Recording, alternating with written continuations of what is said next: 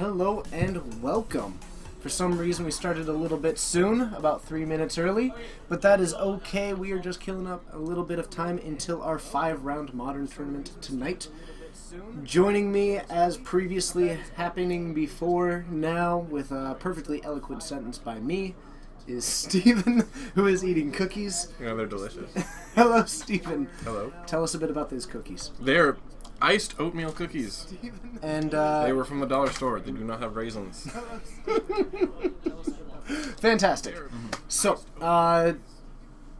as I understand it, I don't think there's anyone even watching at the moment. There is one person. Oh, there's Midnight. Yeah. Excellent. Well, Listen, to my knowledge, you are a little bit more open to Modern recently. Is that a fact? well, I mean, like, I've always been watching Modern, especially now that Splinterton's gone. Exactly. So are you currently thinking about jumping in? Possibly with Soul Sisters, but then I've also seen this sweet Modern deck that I don't want to talk about now because there's only like one person that I saw. And it's the greatest combo you can ever have, ever. But you don't want to talk about it because you're making me curious. Yeah, there's like 2 people. Oh wait. Huh. I'm patient. Anyway, thank you for joining us. We should be getting started in just a little bit. Midnight, as always, it is wonderful to see you, and thank you for joining us. Anyone else who is hanging out in that chat, feel free to comment with any questions, comments, or feedback. As always, it is always a blast for us to interact with you guys. But, a lot of decks. Last I checked, we were at about 19 decks. With might have a couple of latecomers, so we should be getting going. Is this an old list? Shortly. That is an old list. That is an old list of the decks that we had in the room. I do not have a current list. That's a fun list. But I'd like to get one eventually. In the meantime, as a quick reminder, if we do ever get to 500 viewers, we'll be doing 2 things. One is on the stream, we'll be opening this sweet, revised, I think it's a starter deck. Probably. It says starter deck on it. Oh, then yes, probably a starter deck. I think that is a very likely. Astute observation. And unfortunately, it has been recorded that I will be eating a Tybalt in Alfredo sauce. Ooh. Yes. I mean, that's pretty alright. I know. I'm hoping that it's just as delicious as casting it is. You should cut it into like noodles. Noodles? Yeah, have like Tybalt fettuccine Alfredo. Yeah. That sounds really excellent. A fiend-blooded Alfredo. Yeah. Proud of yourself. Thank you. In other news, GP Vancouver was this weekend, which is why I was gone. Thank you. How did you do? How did everyone In other news, Midnight, I don't think we did realize that. do? I don't think that's what this is. Huh. Well, thank you. 500 subscribers. Hey, Followers, it whatever was donated by the amazing Mr. David Bradbury, though I imagine that he would be holding on to it once we open them.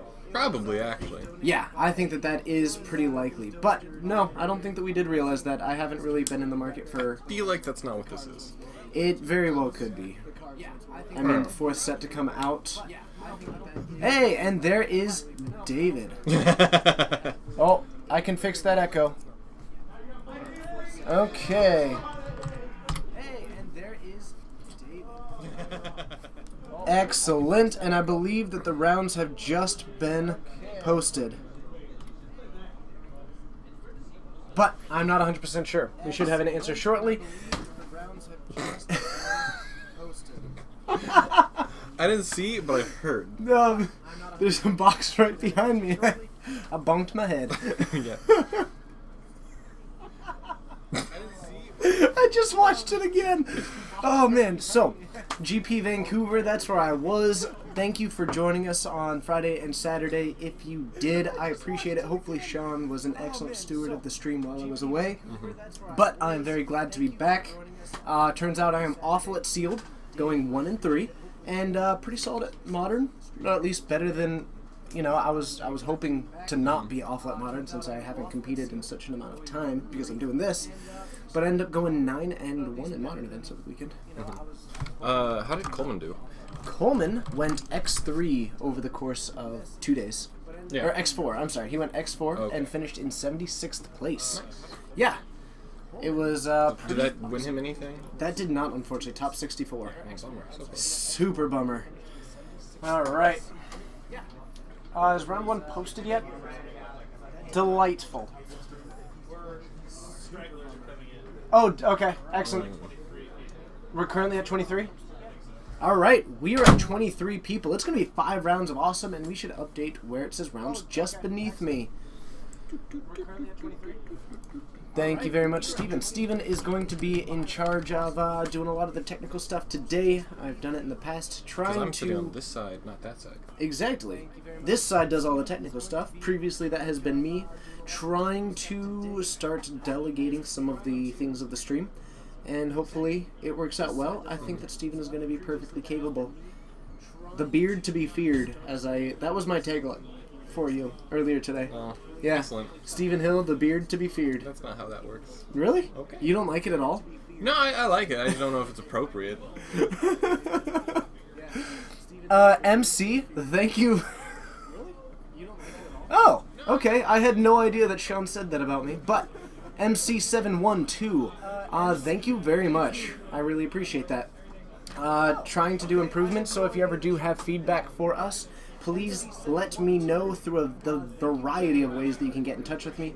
One of which being this stream, one of which being right above my head, and one of which, I guess technically you can do it up through Reddit as well.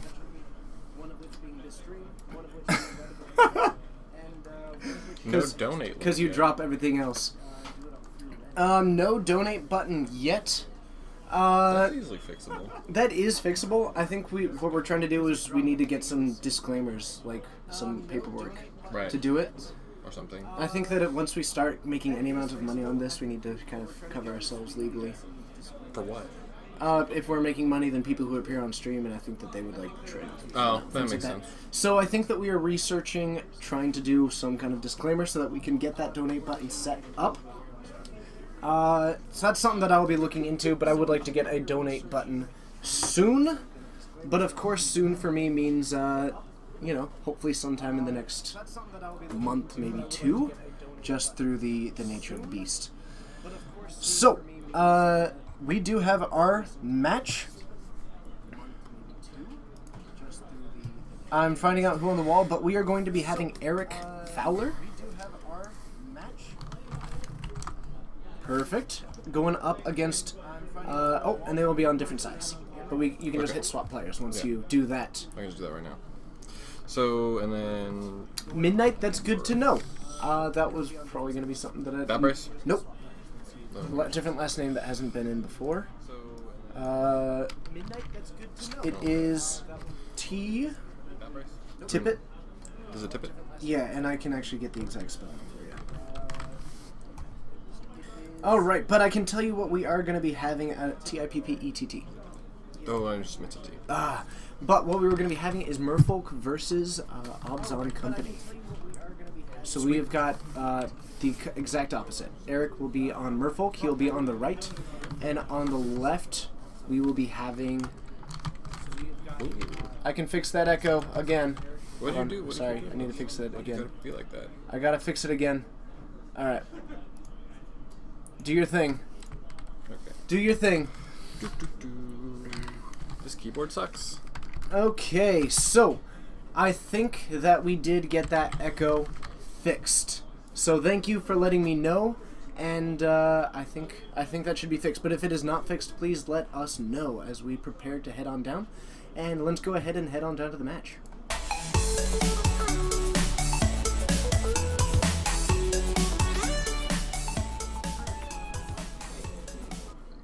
Okay, and we are joining a little bit late, but we have a Noble Hierarch out for Abzan Company.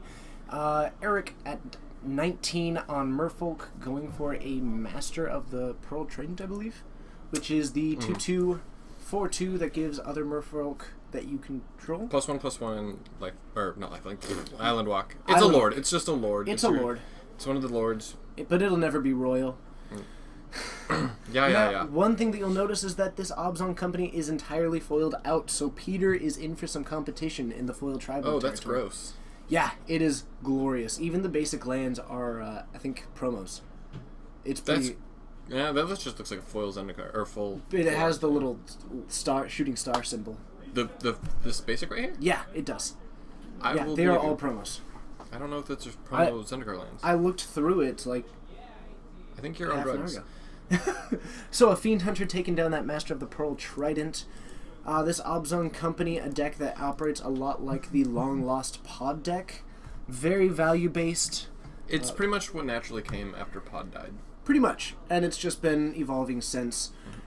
Sometimes going for a Naya Company for like a Kiki chord. Yeah, kind of but it's more of a Kiki chord deck than But Abzan, much more of like a mid-range, a little bit less of a toolbox, but still a very formidable toolbox. And I believe that is a Marrow Reejery? Yeah. You can tell because he tapped 3 mana. That is a great point to do it. Fluffalufficus, thank you for joining us again. It is always good to see you. Alright. Fluffalufficus. I just wanted to say Fluffalufficus. Yeah, it's an absolute blast. So we've got a swing for 1 off of the Fiend Hunter, becoming 2 with the Exalted trigger. And down to, possibly pre-board effects? Nope. So I don't quite know what is in their hand. We have a Spellskite, a Chord of Calling. Now that Spellskite is not going to be super effective except as a blocker in this matchup. Yeah, it's a pretty solid blocker, which if he has a Spreading Seas, it doesn't matter anyways. Correct. And I don't all see it in the really hand. gets is Vapor Snags. Mm-hmm.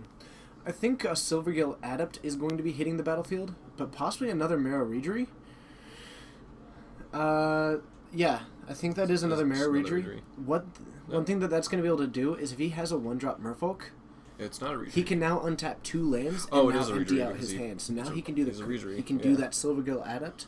Yeah. Untap both of those lands. So he's actually going to be able to pretty much vomit his entire hand this turn. Except for that he didn't. Which is a little bit interesting. I was expecting different. But that's okay.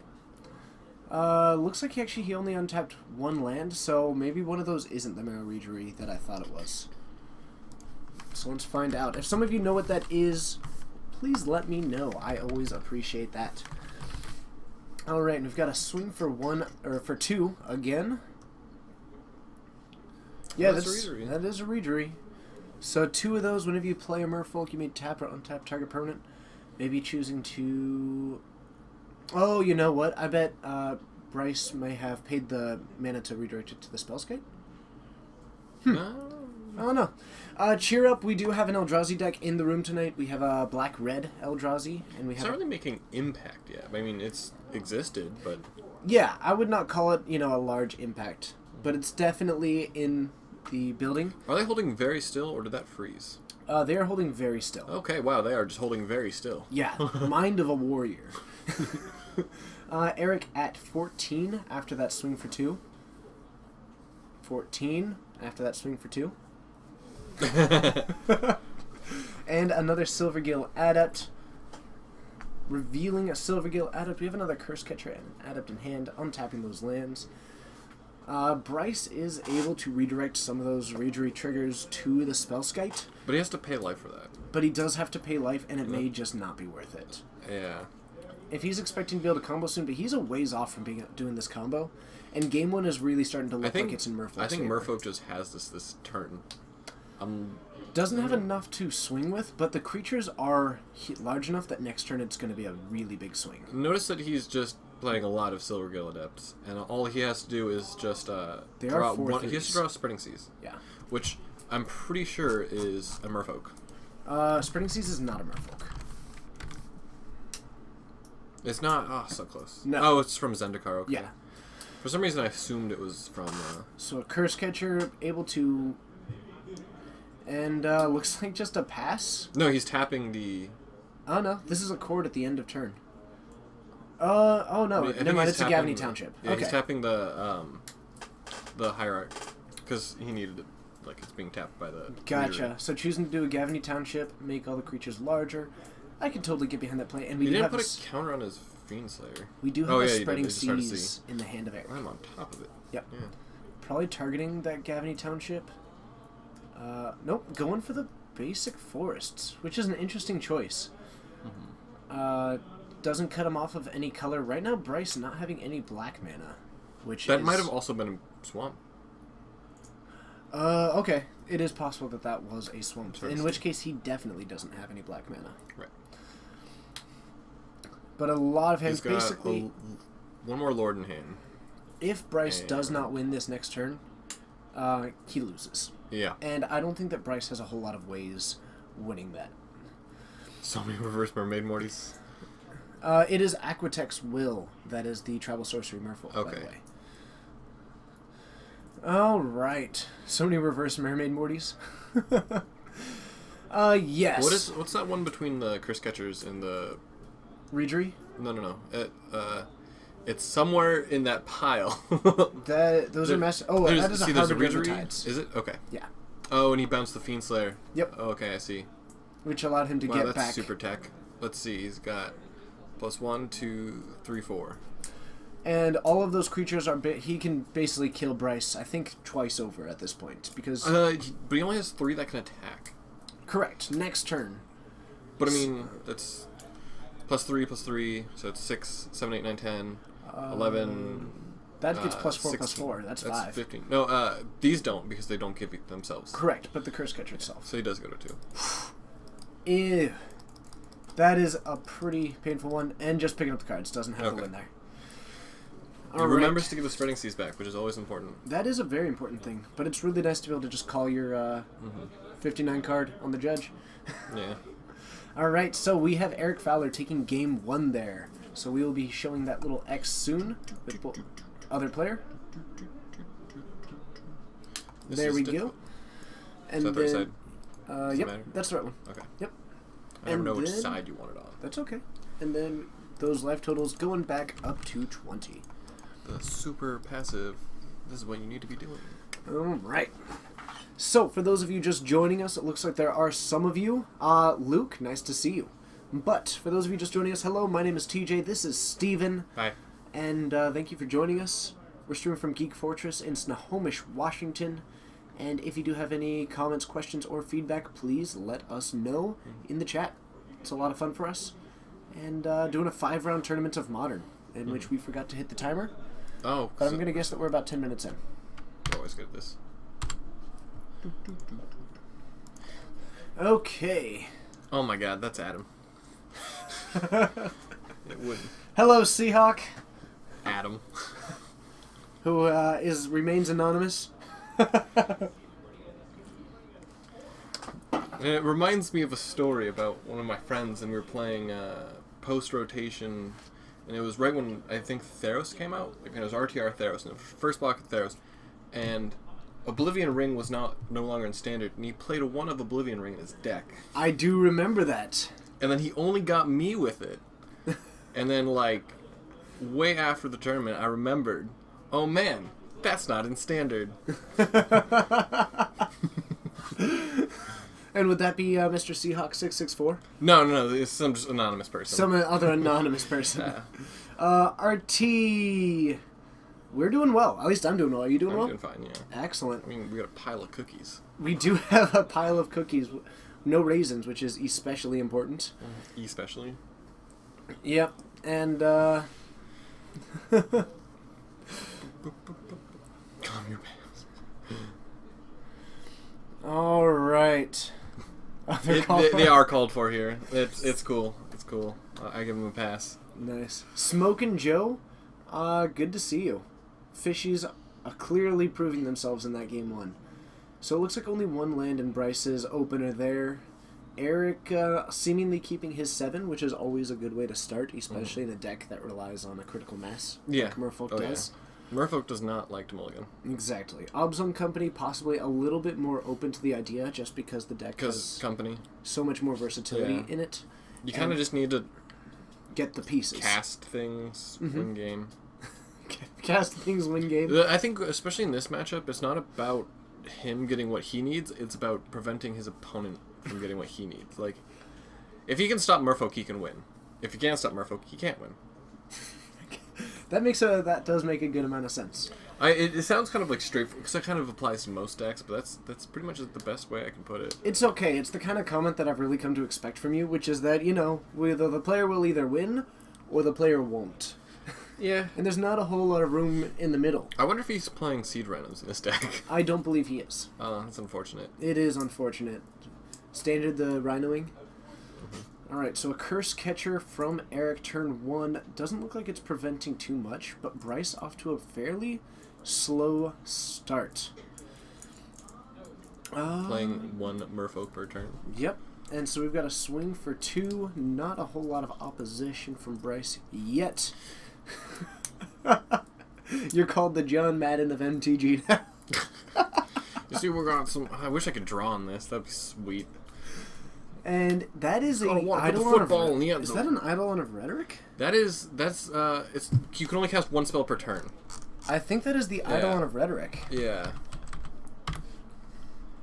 Which I have not seen in a deck before. So that I mean, it makes sense because like Storm can be a thing now. True, it's kind of like an Aethersworn Canonist that doesn't die to Bolt for an extra mana. It's actually a pretty sweet card. It is a pretty sweet card. I can definitely get behind that. Plus, I like seeing it there. I'm not sure how effective it'll be at the current moment. These blowouts. But clearly, at least somewhat effective. Already doing work. So, we have got a swing for 2, which is just going to get blocked. No. He's having a Tough trouble time. Processing. And we've got a Kitchen Finks from That Bryce. is a foily Finks. Going to go back up to 20. And he does have a Collected Company in hand. So if he's able to play a land next turn, which it looks like he's having trouble getting his 4th land. To be honest, I do think the Eidolon of Rhetoric is a huge misplay on his part, because it's not foil and it doesn't match the rest of his deck. Actually, I think it is foil. Is it foil? Yeah. I don't think Everything so. in that deck It's not is. quite foil. Well, that just means that it wasn't a great foil. But that's probably true. Which is a huge misplay on his part. for playing cards that play aren't Rule of sweet Law. foils. Except you can't chord for a Rule of Law. That's true. Alright, so a Master of the Pearl Trident along with the Lord of Atlantis, making that Curse Catcher a 3/3, but still not very effective. And I believe he just played that Mutavault, so he's not going to be able to swing for 4 with that No, this he's turn. not. That Silvergill Adept can swing for 4. I think... Okay, so looking to just trade with that Curse Catcher, gain another 2, Then and take 4? He'll be taking 4. So net loss of 2 life there. And actually, looks like only going down to 19. I think it's a... Oh, is it a 1-1? It's a 2-1. Silver? Yeah. Ooh. So I think possibly we missed something there.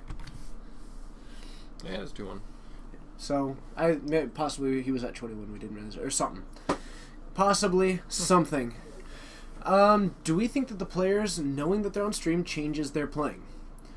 Totally. Honestly, probably. Yeah. I would change my play, but it would probably make me play better. I'd probably end up like rethinking my decisions a lot more.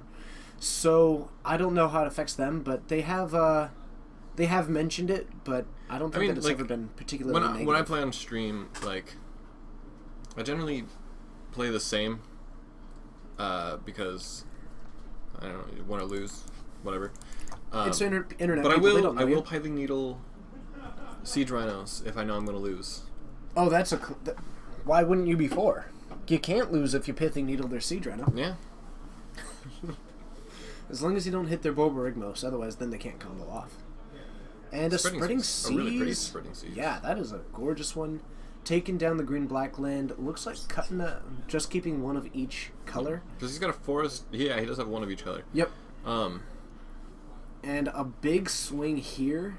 So next turn, basically if Bryce is able to survive this one, this is a pretty big unblockable horde that is 4, 4, 3, and 3. So yeah, Bryce, down to 4, pretty much needs to Collected Company into the combo at this point. That was pretty impressive. Woo! 40! A swing down to 40. Oh, my. But it looks like we have got a fetch happening. That Collected Company pretty much needs to hit the combo pieces. Yeah. The only way that could stop it is possibly doing one spell. Is he going to shock? I think he might as well. I mean, there's no harm. No, doesn't look like it. But luckily, both Collected Company and That'd be Core super bold. are instants. So he can do one this turn and one before combat on Eric's turn. Actually, he could theoretically do both. If he companies, hits 2 creatures, he can chord for 2. Exactly. And he just needs to hit one of the combo He needs pieces. he needs a Malira, and he needs a... Or Anafenza. Or an Anafenza. And it doesn't look like we have one. But that's fine, because he can still chord and has a draw. He doesn't have a draw next turn. He'll die on the next turn. What is that? No, because this is at the end of of Eric's turn. I don't believe so. I think this is on Bryce's turn. It might be. Because he swung for 2 with the Kitchen Finks last turn. Wait. Oh, yeah, makes sense. Why are we not wearing pink? It's Wednesday? Honestly, I didn't even realize that was a thing. Why pink on Wednesday? I don't know why we would wear pink on Wednesday. If you know why, please elaborate to us, because that means that I would have to buy pink things. I mean, that's a pretty okay...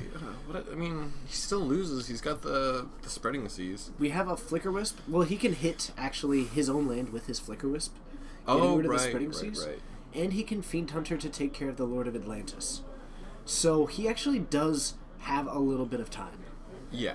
If he does the right play here.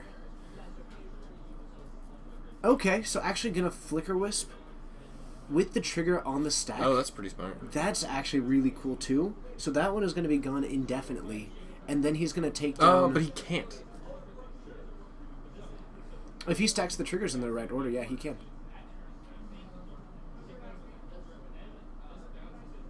Oh, so yeah. What happens is He gets Flicker to Wisp stack is the on the trigger. stack. Yep.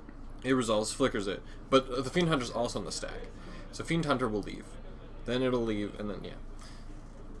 That's so that one is such a gonna weird definitely... way. Yeah. And at the end step, that will come in. He's swinging two. Eric going down to 15. So while it wasn't the combo, that was actually a really solid collected company. Yeah, but he...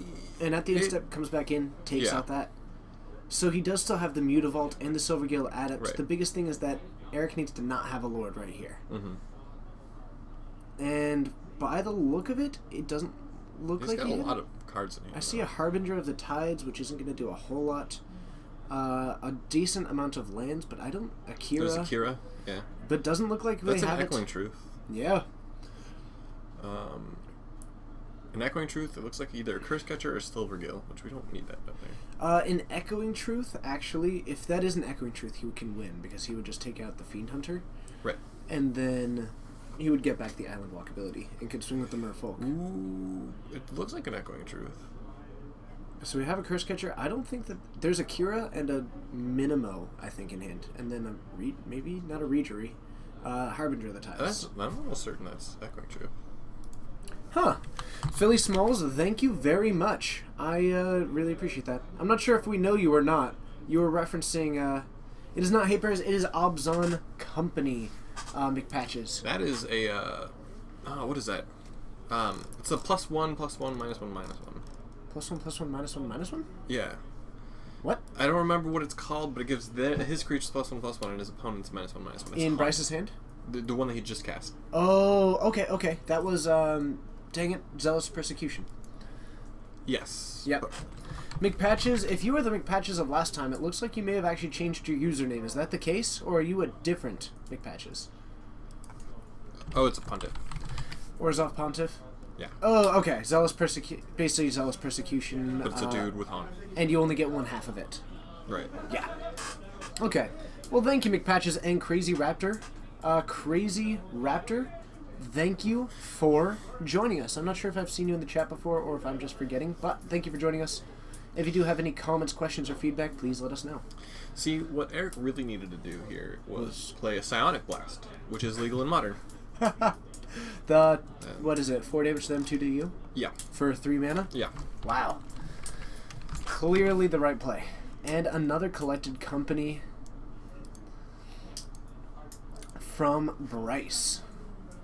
Well, it is an instance, so the turn's not over yet. Could be happening.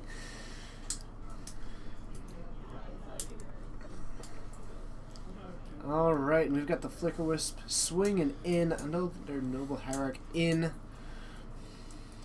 I think it's unfortunate that I didn't know Orzhov Pontiff off the top of my head, but I did know Psionic Blast is in Modern. That's probably That is a little bit odd. Yeah. But luckily, I know Oars of Pontiff, so between the two of us, we have a decent. Oh, it is a understanding of minimum. some Okay. things. Yep. And Akira, which is, the Merfolk that is a legendary that keeps them. The first spell or ability that targets your creatures is countered, whether it's yours or not. Interestingly enough. But it also not a Merfolk. It is a spirit. Oh, it is. Okay, so it is a spirit. It's from Kamigawa. All right. I think it's adorable that the MTG bot says all that stuff. So adorable. Honestly, I've never seen the MTG bot do that before, and I'm a little bit curious about what made that do it, but I'm pretty impressed. I feel like MTG bot's not actually a bot, and it's just really a really good, really consistent guy who watches streams. That would be really cool.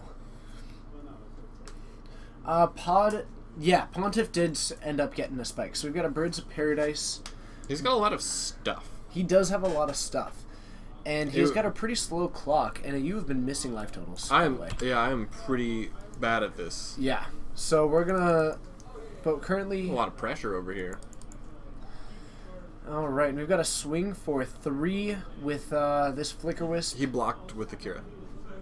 Oh, you're right. Kira does, in fact, have flying. All he needs to hit is a Lord, which is pretty funny. Any Lord will do. Yes. And that's a Readery. Which we are going to get a Collected Company. Yeah. And we need 2 pieces of the combo to actually get the win, or something that can handle that. 2 creatures there, a Viscera Seer. And it looks like a Tide Hollow Sculler. I think that is a Tide Hollow. All right. Oh. That's adorable. Well, hey, Sean. I think Merfolk just takes it. Sean, if you could elaborate, when does that happen? I'm a little bit curious. But hey, Sean, and again, thank you to Sean for covering for me while I was gone. But it looks like we had Merfolk getting the win there. No, I don't believe so. I think it's actually Company that got it. Because Readery does not give Island Walk. Does not. Okay. So what we saw was enough there, and a win for Bryce. Yeah.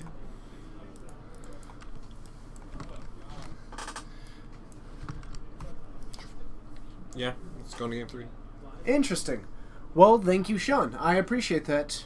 Sean's such a champ. It's also just adorable. It is adorable. It seems so friendly.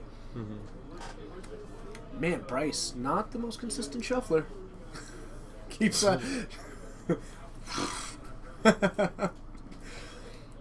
Okay. He needs to get some new sleeves. Well, for those of you who are joining us and did not see our delightful new MTG bot, which is ever so friendly, thank you for joining us. We are the Geek Stream, though honestly, we're still working on an official name for this. I've been calling it the Geek Stream that makes sense. Troy, we saw a Collected Company. Eric basically played a card, didn't get the win. It basically just... he had a really solid... start. He had a really solid Collected Company that hit... just exactly what he needed to wipe Merfolk's board, and then he came back. Yeah, the Orzhov Pontiff was excellent. Who did write MTG? Who did? I'm gonna guess Sean wrote it. But No, MTG bot's an established thing. It's no, not the MTG bot. Who wrote MTG the bot? friendly hello. Yeah. Mick Patches, thank you very much. Cool. I really appreciate that. If you ever want to add me to your group, let me know. It's fun being included in things. The second one was a Seer and a Tide Hollow Sculler, which was not as important because Eric did not draw anything to give him Island Walk. He just needed Island Walk. Yep. So the biggest thing is that Eric wasn't able to get any Island Walk going there.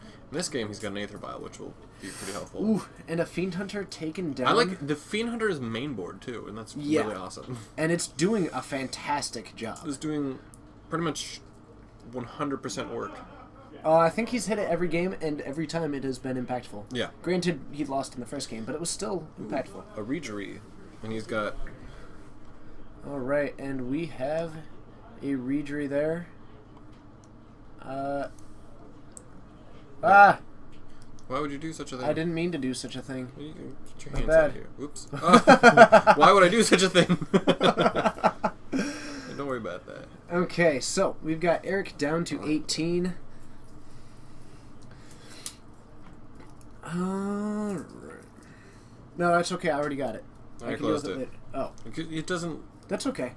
You know what, McPatches? We'll be in touch later. We can figure that out later. If you want to just send that to my Twitter, that'd probably be easier than putting it in the chat.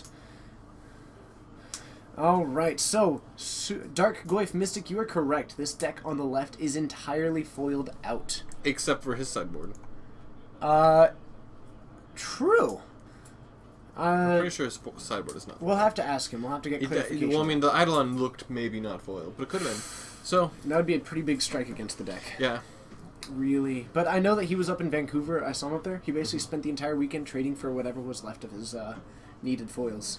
So that's the exact place you'd want to do that. Yeah, there was a lot of sweet stuff there. Vancouver was an absolute blast, and I really missed that bathrobe that was in the hotel.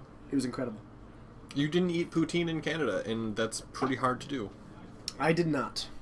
I even insisted upon it. I insisted. I also Googled up all the locations. There was like a million nearby. You found me a place that delivers, even. Yeah. Your hotel had poutine. Did it really? Yeah, I even mentioned that. Huh. I think. I hope. So we have got a cord for 3. For 0. Oh, okay. No, he put An up extra 3 fingers. Oh, okay, because the other creatures are... Okay, I gotcha. Ooh. The Regery with the plus there? That seems odd to me. It doesn't actually do... I don't think that does do anything. Yeah, he even shows that it doesn't do anything. I think it's because he can sacrifice and make it hunt something. True, but he doesn't have the Viscerous here. If he does have the... But that still does seem like a very odd choice to go for to me. Has to have some sort of game plan there. Poutine is delicious. It's everything you ever want. It's cheese and French fries and gravy. Zarek Zero, thank you for joining us. I'm not sure if I've seen you in our chat before, but he knows what's up. He apparently knows what's up. So that Orzhov Pontiff, blocking and dying, going on to the Birds of Paradise. So at least that was his intent in the short term. Possibly he has another Pontiff that he wants to maybe like play a Viscerous here and a Pontiff and like go for a double sack. But that seems like a pretty elaborate plan to me. So I'm still a little bit thrown off by that. And a Kitchen Fink's going to gain 2, go up to 17. Wow, we've not been doing life totals at all. No, you have not. Well, it's a good thing Dave been pretty vigilant about it. As far as being my numbers guy, I don't know. C+. I've been thinking about poutine. Needs improvement.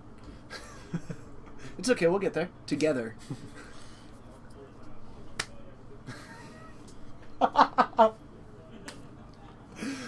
Okay, so Eric down to 16, and we have Noahart putting out yet another bird. So Bryce with all of the mana available in the world. So far, no Island Walk and no islands on Bryce's side of the field. The two things that have been the Aether leading to the Vial on wins. 2 has been nothing. He's just been, like, top decking lands, apparently. Yeah, and one thing to keep in mind, we've talked about this previously, but for... Is that a Seagate? Prospective, no. That is, Obro? It's not a colorless land. Okay. That's either an Obro or a Minimo. I think Minimo. Anyway, for those of you with... Oh, it's an Obro. It's an Obro, Palace in the Clouds. Those of you who have Aether Vials in your decks, and if you have nothing to put in at the end step, activate it anyway. What Eric could be doing is activating that Aether Vial at Bryce's But he hasn't been. Like, he's been... Oh, there we go. The biggest problem is that there's no downside to activating it. Right. And there's so much upside in that you can draw out a lot of reactions from your opponents for doing it. Because you can't react to the creature being put in. You can only reactivate, but you can only react to the trigger. That was a fun, hard thing to say. Yes, it was. Zarak Zero, thank you very much for joining us again. And I'm glad that you were able to enjoy that discussion. And if you do have anything that you would like us to discuss again tonight, just let us know. We're always down to talk about things and stuff, I'm assuming. Oh, I'm super stoked to talk about this sweet modern deck that I saw. The one that you said you didn't want to talk about? The one, not until there was people. And there's people now. Oh, okay, that's what you were doing. Okay. Yeah. You really wanted to build up some suspense. It was an against the odds deck. Okay. Yeah. A Saffron Olive deck? Yeah, Saffron. One of these days, Saffron Olive, if he should join our stream. We seem to mention him a lot. He's really cool. We're fans. He's such a cool dude. Yeah, pretty much once Travis Wu kind of disappeared, like I needed a new crazy brewer to watch, and conveniently he is that. Alright, and yet another Birds of Paradise. We do have a Gavney Township online, and Eric with 2 lands in hand, just not able to get anything online right now. Alright. Oh, Crazy Raptor, apparently he is streaming right now. Oh, well, that is inconvenient. That is very inconvenient. If one of you guys are good friends with him, whichever of us finishes first should host the other. Just a thought. Just a thought. You'll probably finish first. There's 5 rounds of Modern tonight. There is 5 rounds of Modern tonight. I'm very excited about it. Mm-hmm. I love watching Modern and talking about Modern. Troy, why are you not here? Troy's only here on weekends because he's over in, I think, Bremerton for Navy stuff. Are you on a boat? Is it going fast? We're doing a fantastic job of talking about this specific game.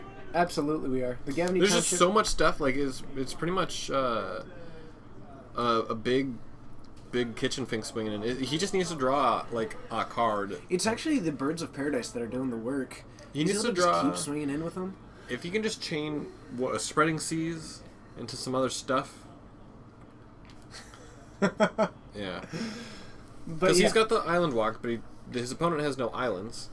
He does have the Island Walk, but no way to be unblocked, and a Murderous Red Cap, which is going to just deal 2 damage to the face, putting Eric down to 4, dead next turn.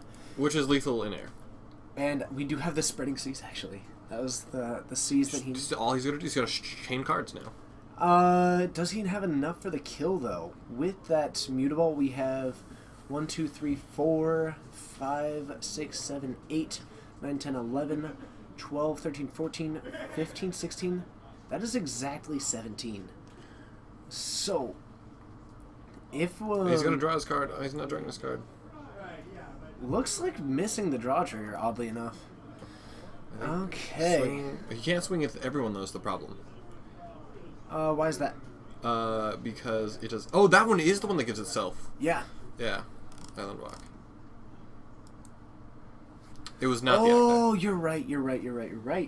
That one doesn't have the Island Walk itself. I don't remember what that one's called. That is a shame. I totally forgot that it didn't give itself. That doesn't work. Master of the Pearl Trident. It's not Master of the Pearl Trident. It's... Was it the Act deck? No, it's not the Act deck. So there's Master of the Pearl Trident, but then there's the other one, the other Island Walk. I'm not entirely sure who won that. That was Bryce. Okay. Yeah. So Bryce won that? Bryce won that. Alrighty. Okay. Crazy Raptor, any Pro Tour predictions? Any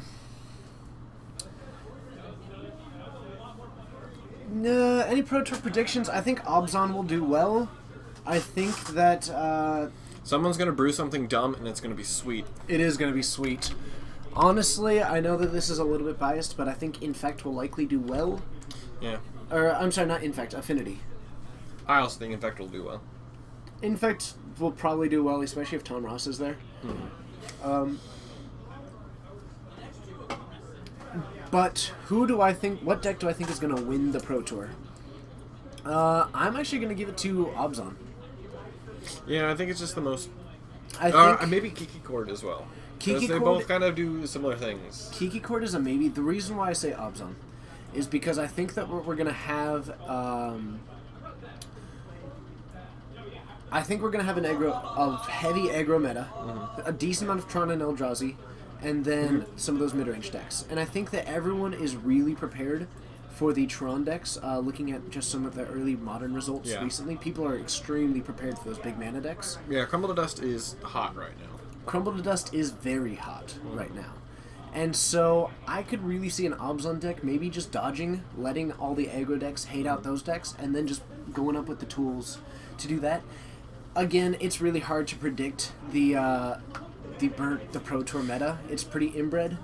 But my personal hope is that either Burn or Affinity will get the win. Yeah. But Abzan seems like a fairly safe choice, especially since a decent amount of people might be playing it, because if they are not regularly Modern players, it's a decent choice. Right. Going in unknown. And it would just be like Pod's middle finger to the world. Yeah.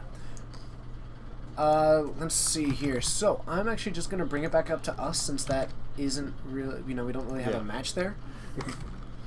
But I'm going to go see if we can get one. And would you like to start telling them a little bit about your sweet deck? No, because you'll be gone. That's true, I will be gone. In the meantime, hello, my name is TJ, this is Steven. Hey. And I'm going to go try and find us another match. In the meantime, thank you for joining us. This is round 1 of our 5 rounds tonight. Yep. I think it's unlikely since we only have about 10 minutes left. But I'll see what we can find. I'll be right back. And if you want to tell them, we'll just talk at them, have some fun. And, yeah. Bye-bye. BRB. I do like the Twinless Twin deck. Oh, man. That guy. Mr. Patches, or McPatches. Yeah, the Realm Razor is the modern deck that I think is just the absolute sweetest modern deck you could possibly do. It's just a stupid deck that is pretty much like Naya Cord, Naya Company type thing. You just, all the value, like Kitchen Finks, Resto Angels, all that gross stuff.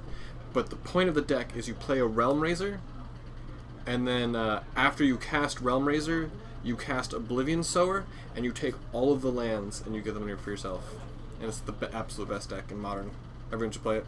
You can also path the Realm Razor in response to its trigger to just exile all lands. It goes really well into the Boom Bust deck, except for not really.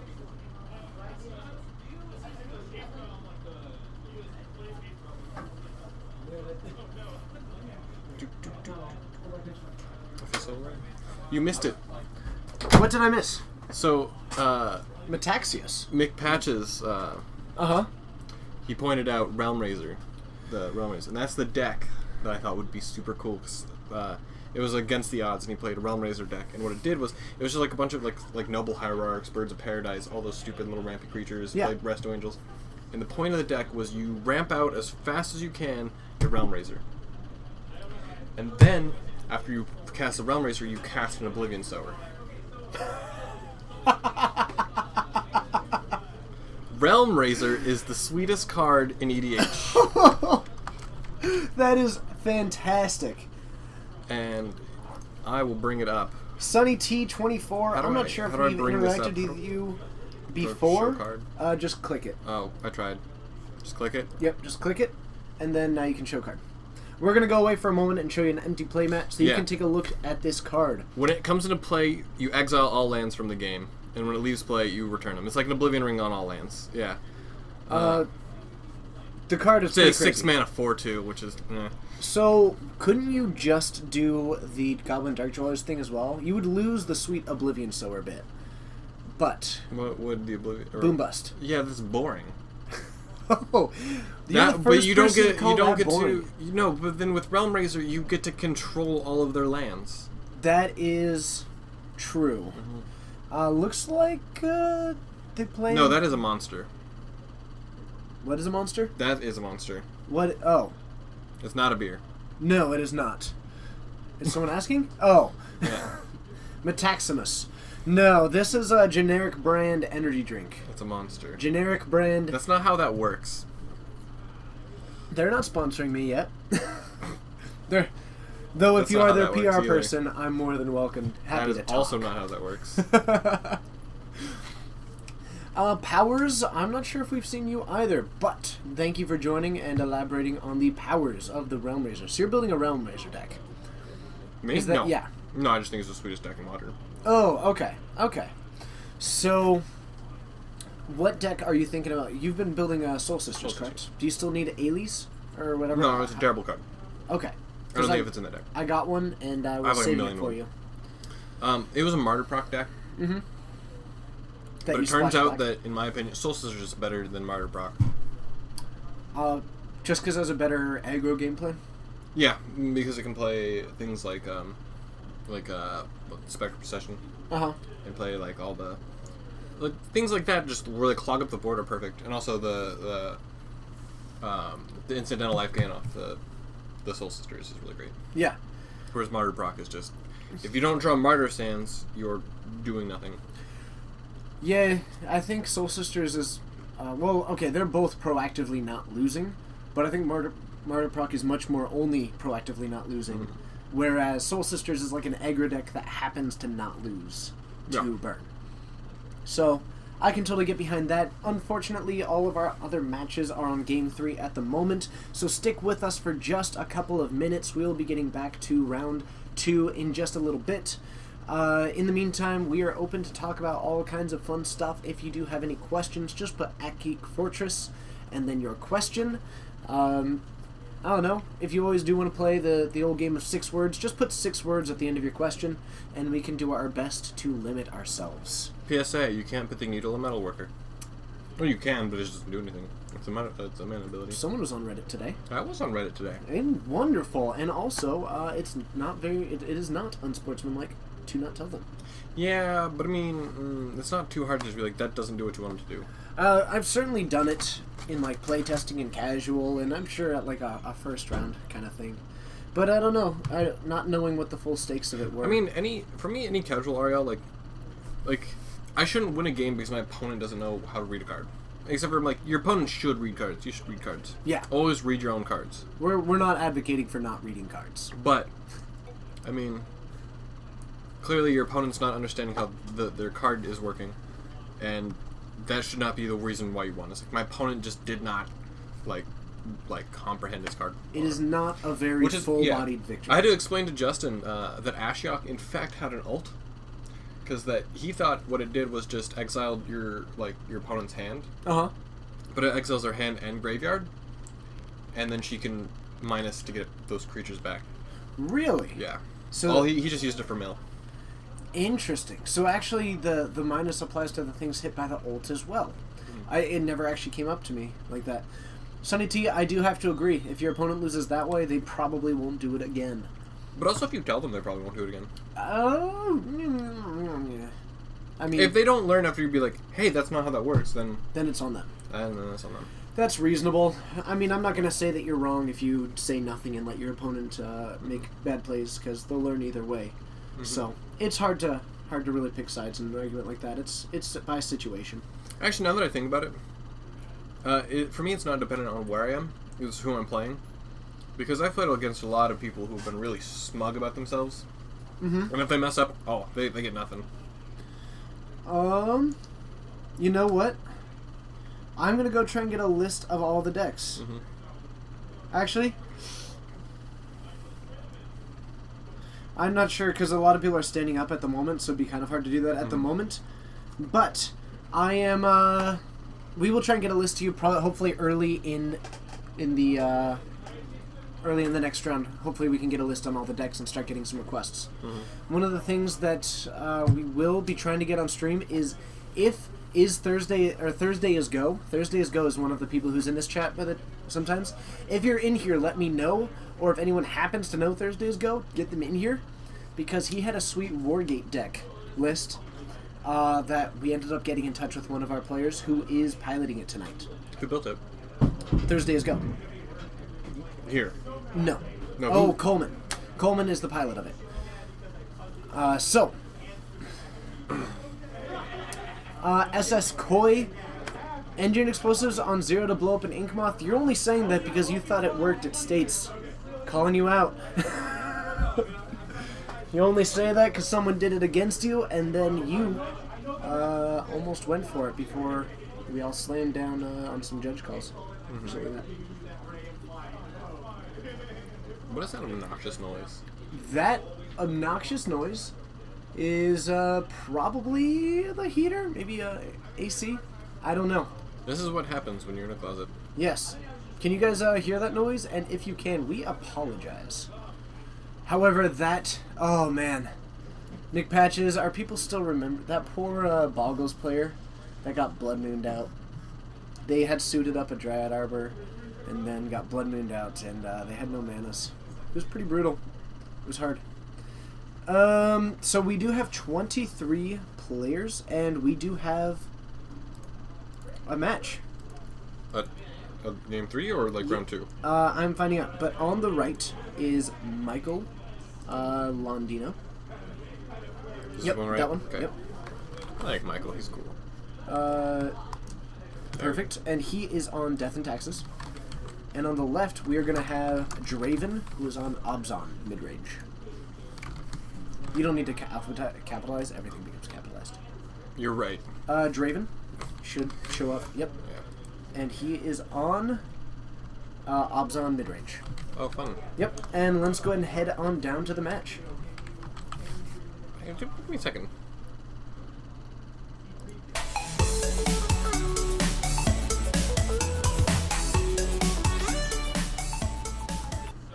Okay, so, and I think they told me the wrong. Dylan lied to me. Other side.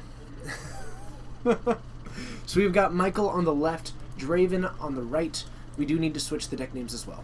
Unfortunately, that one doesn't do it automatically. Oh my gosh. Yeah, so you can just Control X that one. Oh man. I got this. Whoa. We haven't had. You can just put Obs on. I didn't know that it. No, I'm good. There's like you can't just put obs on. Like that's just the colors of the deck. Okay, that's fair. That is fair. So Death and Taxes versus Abzan Midrange. I think that Abzan, pretty favored in this one, doesn't get hit on a lot of the taxing effects. It depends on his version of Death and Taxes, because it can't. It's a 3-color deck, and if he's playing just like a ton of Leonin Arbiters, it's pretty good. That is true, actually. If you can get an early amount of that land hate, that'll be the important bit, less than the taxing effects. Is Sean serious about the green screen? Because that's sweet. We are going to get a green screen eventually. Maybe this Saturday? I don't know. We'd have to learn and try and figure out how to actually use a green screen. Instead of putting the card up, you should put it behind you. Oh man, that'd be crazy. And it'd just be obnoxious, you won't be able to read it. Yeah. But, true. The old strip mine ghost quarter, the gentleman quarterly. The 6 ghost quarter? Or is that a different thing? Well, no. The strip mine is basically just when you have a Arbiter. Yeah. Well, also if you just ghost quarter them so much that they run out of. That too. Basics. But we are gonna try and get a green screen. I don't know how to use one, so if we can learn how to do that, then we should be getting one soon. Draven is very quickly mulliganing to 5. He probably has not seen a land. With how quickly he's been doing it, my guess is that it's been none or all land. I feel like it's more likely to be that quick when it's just none. Because there's no reason to keep a no-lander. But I mean, like you can gamble on a 6-lander. I would not. But you can't. Unless your 7th card is locked on Smiter. You get a scry, you get a free scry. And you know that you're going up against 8-rack.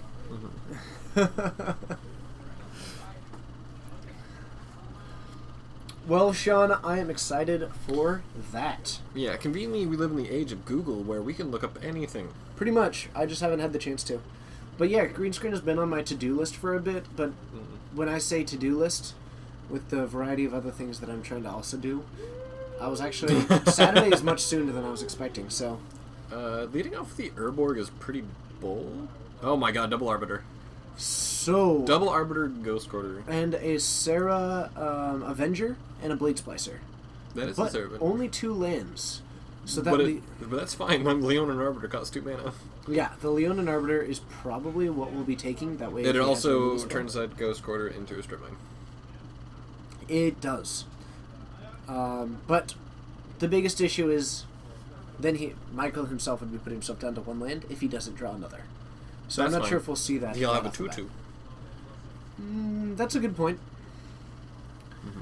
So, what will he be taking? My guess is one of the Leonin Arbiters, unless he's just loaded up on removal. Yeah, it's hard to tell what he's going to take based on the part where his hand is a stack and he's flicking through it really quickly. But he does have fetch lands. The nice part is that if that Urborg doesn't get ghost corded, at least his fetch lands do tap for mana in the short term. Once we get into Michael's turn 3, it's very likely that will change. He's taking the Sarah Avenger. That's a hard card to deal with. 3/3 flying for 2? 3/3 flying vigilance for 2. But you can't play it on turn 1, 2, or 3. But that doesn't matter because he has an Aether Vial. Sean, we have done almost all that we can to actually clean this closet. Well, I mean, short of actually just, like, making Dylan take his stuff home. Which is unlikely that I would, I mean, I don't really have that much leverage with him, unfortunately. Okay. Michael playing like a doofus. Nailed it. I got this. Okay. I don't got this. Yeah. We're at negative 2 minutes. You can hit stop. Change the time to about 45. And then hit start. And then under miscellaneous text, you can change the round to 2.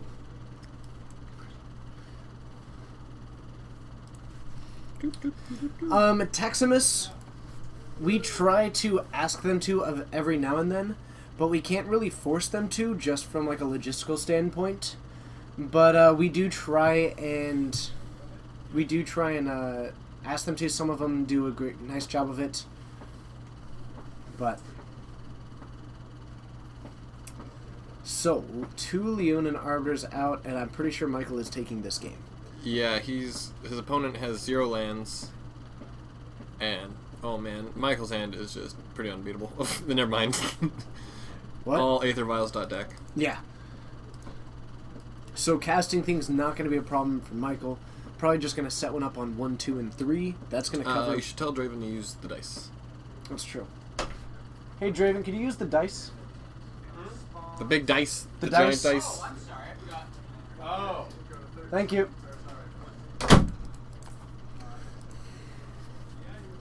Okay, so a Blade Splicer coming into play.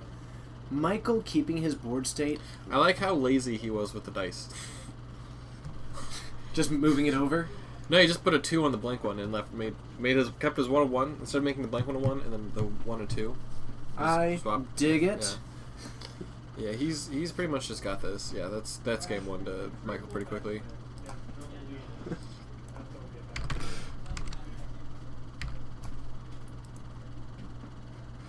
Alright.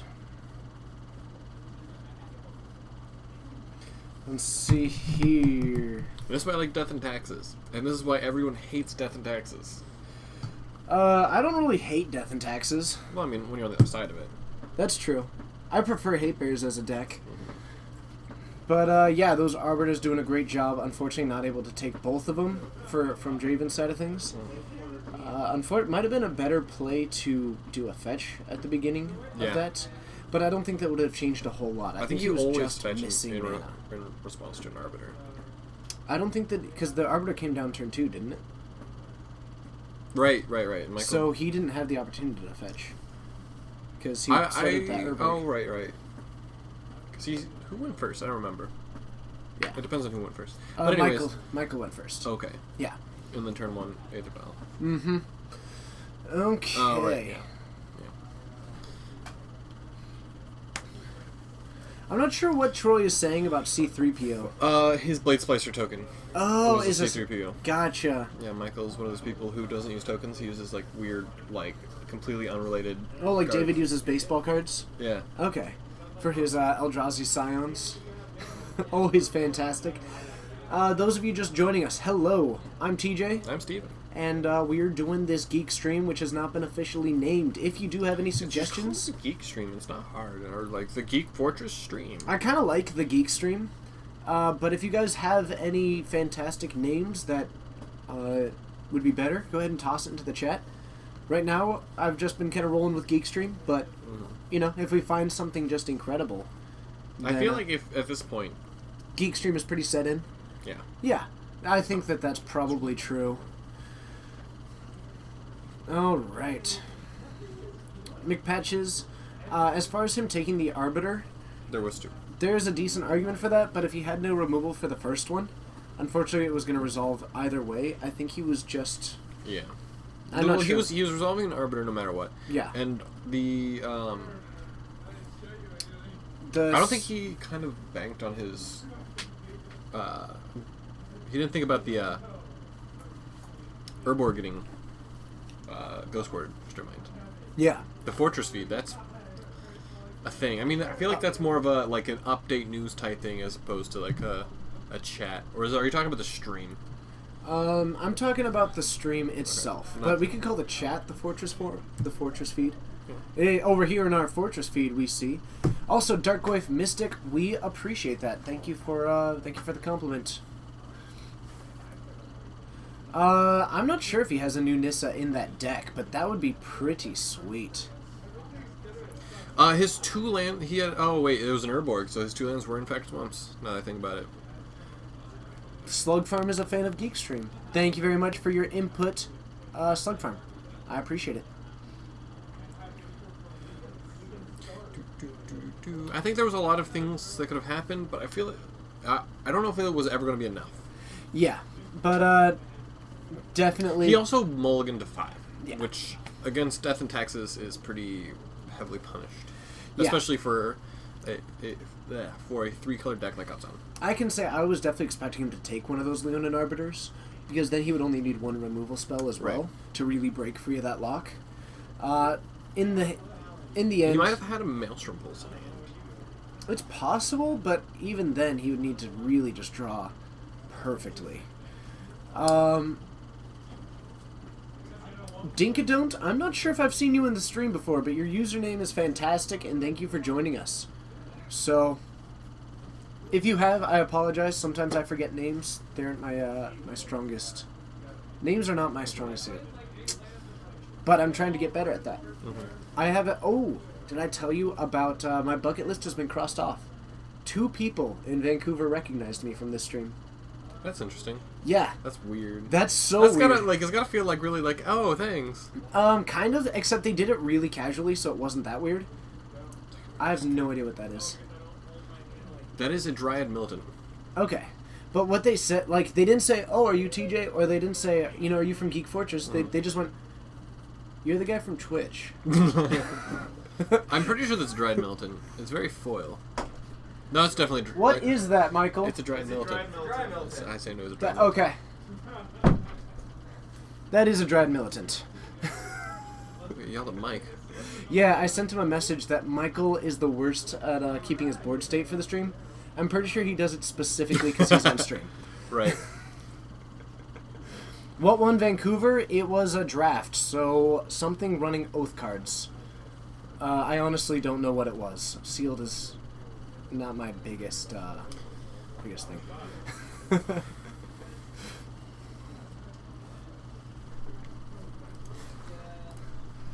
Alright, so Dryad Militant, going to be a little bit relevant, but with the nothing same to... thing. Dryad Milton is a pretty saucy 2-1 for 1. So we have Draven down to 16. Oh, because he's shocking and fetching a lot, apparently. Yep. That Dread Militant, not super relevant except for just being a 2-1. But as far as exiling instant sorceries, Draven's not really delving much. If he does have a Tassiger, It could be mildly relevant. well, it's got the Shrine Expedition there. Yeah. It's actually pretty. It gives Goyf -2/-2. Suddenly does become relevant, so my That bad Goyf on that one. Goyf is a 1/2, So, right? yeah, looks like there are just lands currently. Oh, thanks to Sean for that handy dandy Goyf counter. Wow. Yeah. She's like, It get is rid of that Goyf incredible. counter. It's like, no, don't put that on my Goyf. And everyone's best friend, Leonin Arbiter.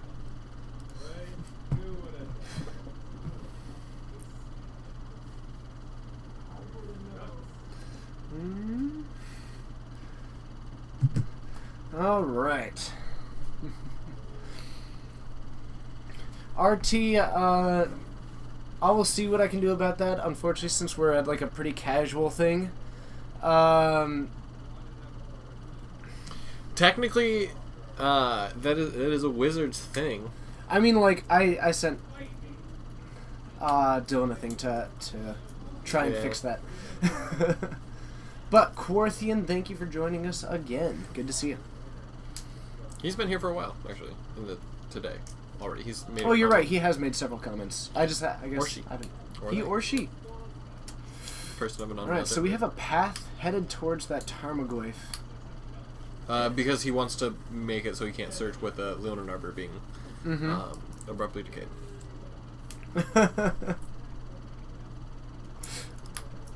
All right.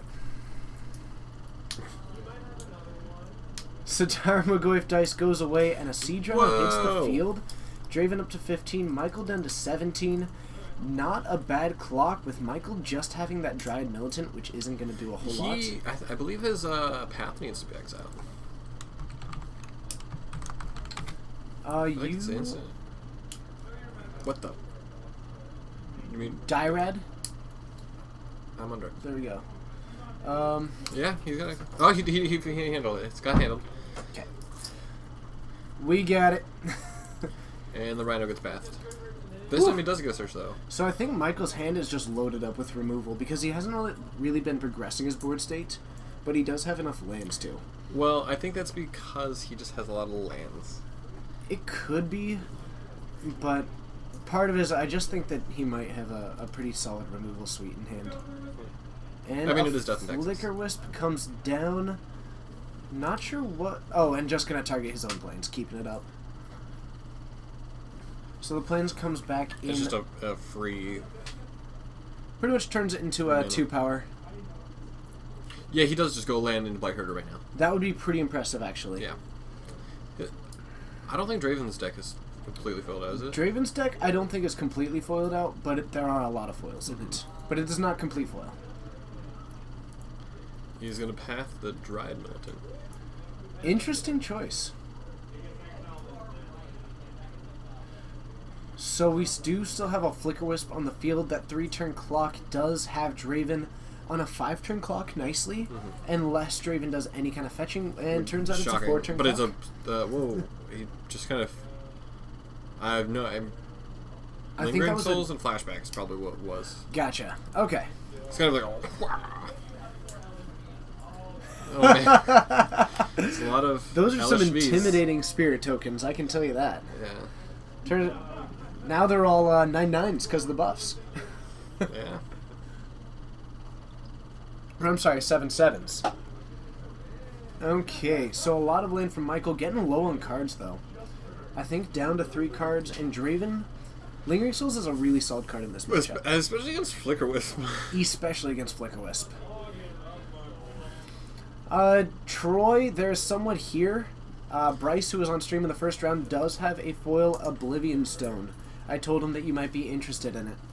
What are you doing with your tax return? Buying a bunch of LHV tokens or foiling out your Abzan midrange deck?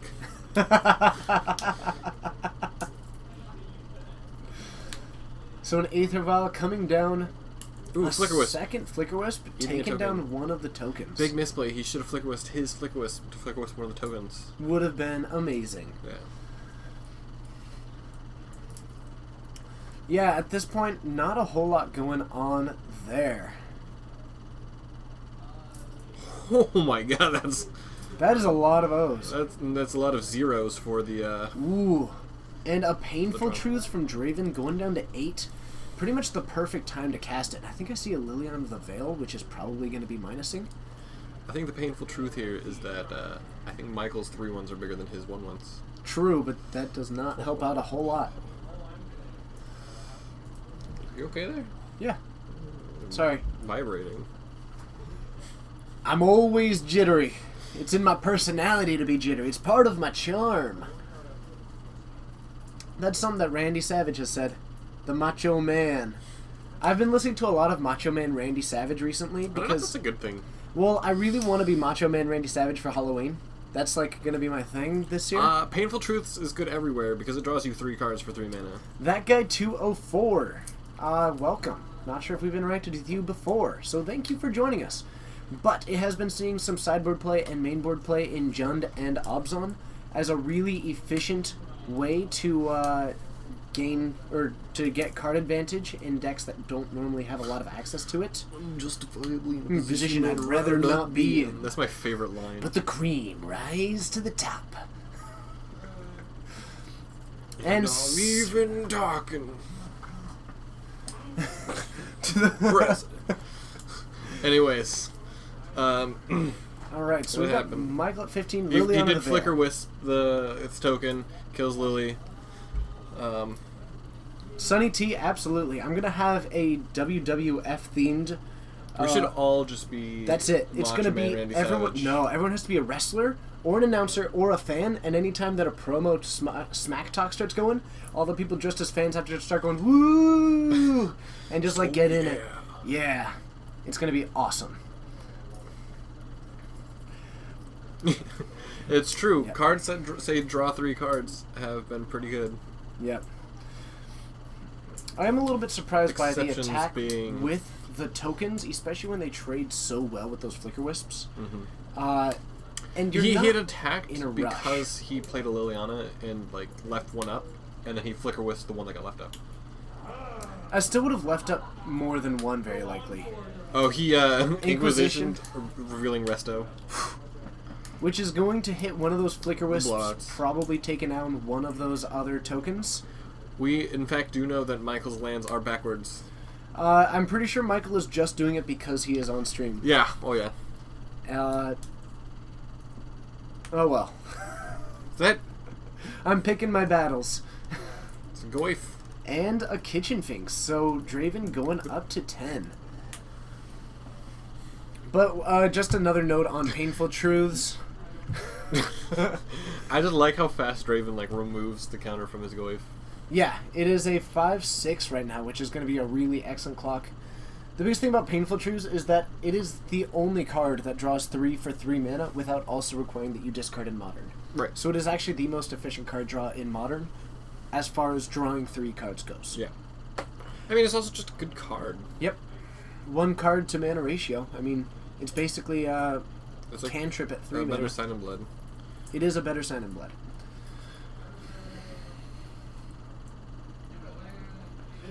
Go with Mystic. I'm not entirely sure why, but I can totally understand it.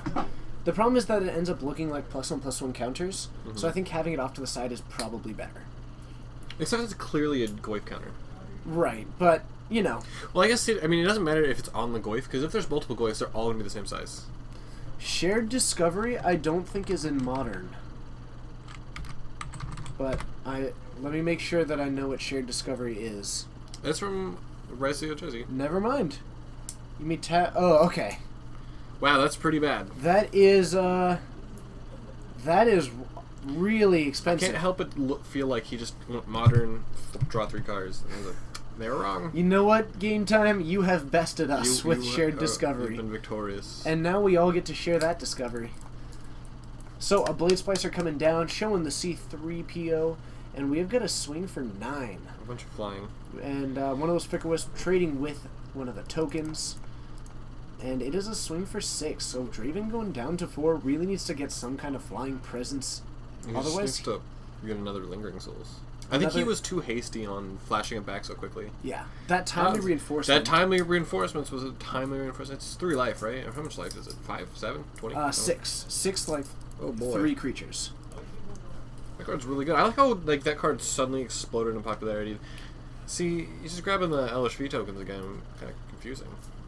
Oh no! This time Thanks, we've got David Ochoa's. Oh no, the Martin Juices. Powers. Now it's time for me to slap Shared Discovery into Affinity. Absolutely. There you go. Thoughtcast. Oh, never mind. Thoughtcast. No. The Owen Turtenwalds are gonna be. It draws one more card than Thoughtcast. It does draw one more card than Thoughtcast. I think that. What is he doing? So he blocked the goif with the Blade Splicer? Okay. Yeah, so leaving him with a 3/3, and those are just 1/1 white soldiers. Ooh, that hot top deck of another Plains. Oh no, it's not Plains. It's a Dried Militant. It just looked full art. And so that is the other promo Dried Militant.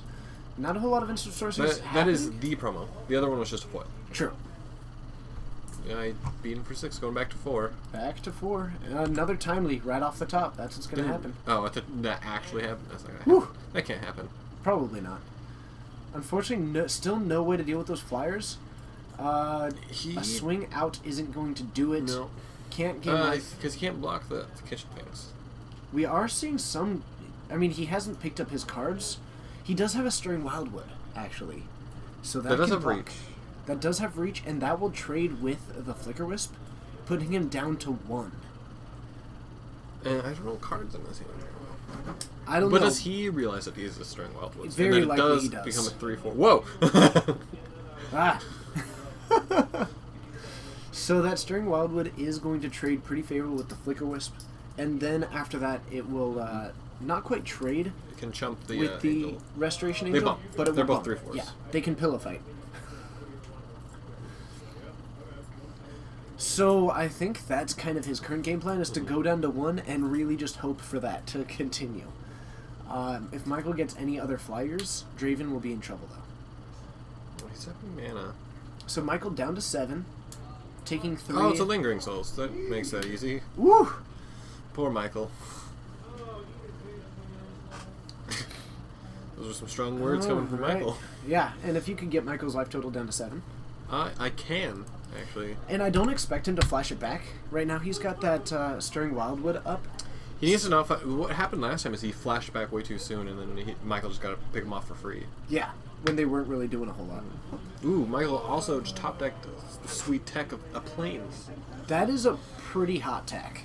Yeah, allows him to cast spells that are greater than 4 mana, which in Death and Taxes do not exist. Well, unless he has the Blight Herder. Yeah, the secret Lighthearted tech. Yep. So the 3 soldiers and the 2 spirits hanging out. That Kitchen Finks and Tarmogoyf are going to continue swinging in. Possibly not that Kitchen Finks now that the Restoration Angel might be getting held back. I could see him holding back the Kitchen Finks, but there's not a whole lot of downside to attacking with it, because then you can just gain the 2 life and gonna take the win. Draven would like to confirm that you can see his entire board state. Yes. Okay. It is a gift from him. Okay, so Draven getting game 2, heading into game 3 with a really well-timed Lingering Souls there. That was Also, a timely Lingering Souls. a timely Lingering Souls is actually, that's pretty much what took that game, was a combination of the 2 cards. Well, the part where Lingering Souls is stupidly strong, and Timely Reinforcements is like one of the best named cards out there. Absolutely. And Because, I mean, think about it, if it had a different name, just like, here's some guys, like, that's not as, like, that card, it wouldn't be as strong of a card. that's true. The part where you're going to be like, oh, this is a Timely Reinforcement, and like, It's really, you get like the really- provisions to gain life, like it's getting food and getting, you're getting well, soldiers. the part where you can be smug and make a terrible pun, putting your opponent on tilt, which is where the card really shines. Putting your opponent on tilt is the best way to gain a psychological advantage. Also, the part where like you literally can't cast a card off your head. Well, I mean, I suppose you can. You can't. It doesn't do anything. True. The new Linvala is at least a 5/5 for 6. Sorry. At least the new Linvala is a 4/4 for 6 at absolute worst. But this new Linvala, definitely the new I was timely wrong. reinforcements. It is a 5/5. Okay. That card's good. McPatches, absolutely timely, is underrated in Modern. It's been picking up like lately. Yeah, with A lot. Twin going away, people and a lot of sideboards switching to prepare for Affinity and Burn. Timely Reinforcement's the kind of card that is able to really shore up just some odd matchups against that random slew of aggro decks that are at least popular at the moment and might start getting preyed upon. But for now, it's a really solid choice to put into your sideboard. Smokin' Joe, I don't believe you for a second. Alright. So, both players back at 20, and we have got down to 19 from Draven. That's another expedition. And a swing for 2. Michael still at 7, apparently. Can you update your dice? Life. Huh? Okay. So, a really good Leonin Arbiter on turn 2 there, with Draven only having access to 1 land. He does have a shock land in hand, and I think a couple Lilianas. So, if he does have a removal spell right now, that would be excellent. A timely reinforcements in hand. Doesn't look like he's got a whole lot going until... Ooh. Okay. It's a 1/2 Tarmogoyf. It is a 1/2 Tarmogoyf. There's just no land. Very likely. Yep, and there is our dice from sneaking in from the side there. I think that is the foot of Josh right there, who is being... That is very likely to be Josh's foot, yeah. Alright, so that tech edge, not doing a whole lot at the moment, just being a colorless source. And we've got a swing for 4 from Michael, putting Draven down to 13. Oop. What does the little paperclip thing do? Just to keep clicking it. I don't know. Okay. But you may want to stop clicking it. Well, I mean, I've clicked it enough at this point where if it does anything, it can't make it any worse. Is that a Brimaz? That is a Brimaz. It's a Brimaz. And a timely reinforcement. I don't know if you caught it, what? But Draven did make the comment about, I've got something a little more timely. And now the opponent is on tilt. So, Draven up to 19, getting 3 Michael... soldiers. Those are going to block really well, but does need an answer to that Brimaz. We can get the Temur dice. It's fun. Oh, man, there's a crowd. That's a popular game, apparently. And there it goes. Well done. There was a big crowd around. I know, there was a lot of people watching. The strip mine. Alright, so, making his tech edge less relevant. Took the green man. Yeah, to make the tech edge significantly less relevant. And that is going to, that timely reinforcements. McPatches, that is not a 2-3. Yeah, he never mind it. Because the... Oh, okay. The military. You notice in the chat he's very already corrected himself. Boom. But, Blade Splicer, Brimaz, all the things are happening. The dice was spun 85 degrees, but we are not very... We do not have any precision measurement tools. We did our best. We eyeballed it. We eyeballed it. I like how they both don't have tokens. And is that like a full block there? It looks like it. So that was a full block on the Brimaz. Mm-hmm. So a straight across board trade. Well, that's pretty fine. Makes me think one of those tokens still hanging around, but still. They did some math. Yeah, still a 1-2, a 2-2. Brimaz's is a 1-1. Yeah, the Brimaz token's a 1-1. Huh. Wrath of Brimaz. And then we have got the Blade Splicer and the Golem token. So Michael with a really dominant board position at the moment. Draven with another land. I think he has a Liliana. Might be going for a minus, but then the Liliana just dies. So, and he'll just sack the Brimaz token. Yeah. He's got land, timely. Oh, no, it's a path. We have a path, path, 2 lilies. And I think another Tarmogoyf? There's 2 lilies, and there's something at the very edge of that. I don't know what that is. Here, check over there. That Tarmogoyf is now a 2-3, though. Yeah. I believe that is a Goyf. Yeah, I believe he has I think he can play Goyf, leave up a path, which I don't know how good that is. I think Goyf would be now a 2-3, because now there is creatures in the graveyard. Yeah. I think the path would probably be a good spot. You either take down Leonin Arbiter or probably the Golem token, maybe, but... he has not played any swords, and I don't think he does. I don't believe that he does. However, if Missio, I'm not sure if we've had you in our chat before, but thank you for joining. Glad to have you. But I don't believe that he does have any swords. And a Liliana, going for the minus, looks like just baiting out some attacks on that Liliana so that he can get that Tarmogoyf out, maybe reduce it to where that path is a bit more effective. Yeah, he does just... I think he's actually just using it to die so that his Goyf will be slightly bigger. And another land getting taken down. That is unfortunate. You can guarantee that there are no swords. Let's go. Oh, okay, perfect.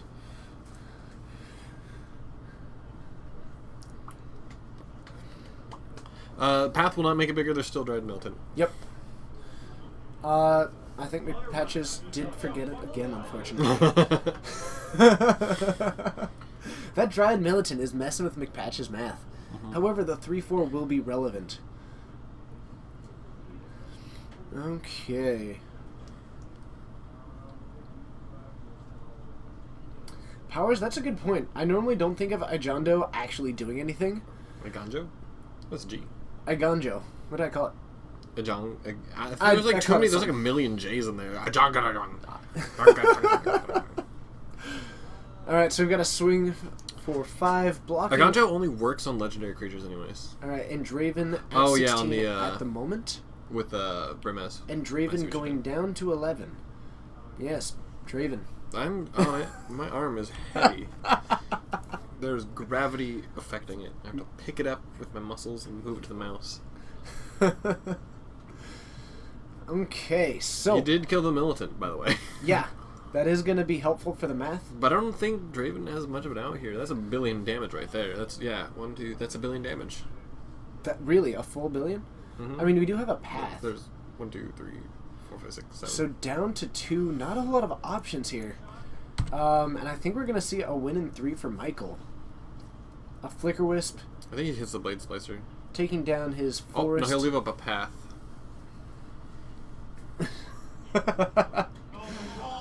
Oh my gosh. And a handful of 3-drops. Yeah, it makes it Michael be the winner. Alright, so Michael getting the win in Game 3 there. I feel like this has got to be the most useless thing, showing the 2 wins. Well, we don't have to. I mean, I guess it gives us We can always a go little back bit to of something us. to do. Do we just do the lovely transition back to us, or do you just want to skip the... You know what? Let's do the lovely transition. We like this transition.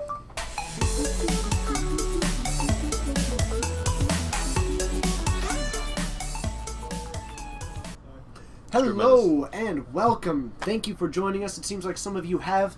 I am TJ. We did not change the names above our head, so let's I'm do Michael that. Londino. I'm playing Death and Taxes. So this is Steven, and I am TJ. The Lance in Front insanity was just to bother you and us. Absolutely restrained. But thank you for joining us. I am TJ. This is Steven. We are streaming out of Geek Fortress in Snohomish, Washington. And thank you for joining us. If you do have any comments, questions, or feedback, feel free to put it into that chat. We like interacting with you guys. It's half the fun that we have. And I really look forward to doing this. And a huge part of that is just interacting with you guys. Mm-hmm. Back in the booth. I wasn't here this last weekend because I was up in Vancouver. In the booth. The closet. It's a closet. We even got the broom out, actually, so now it's just... I saw that someone took the broom out, and I was like... There's no need for a broom in this building. It's all carpeted. Well, except for this room. And the bathroom. And the bathroom. So Never really, carpet your bathroom. That's a terrible idea. And apparently, your beard is looking nappy. My beard is looking nappy because I did take a nap today. I had a comb, but you did comb it right before the stream. The comb doesn't do that much. I remember, as we were sitting here ready to stream, you started combing your beard. Yeah, fantastic. because I forgot what time it was.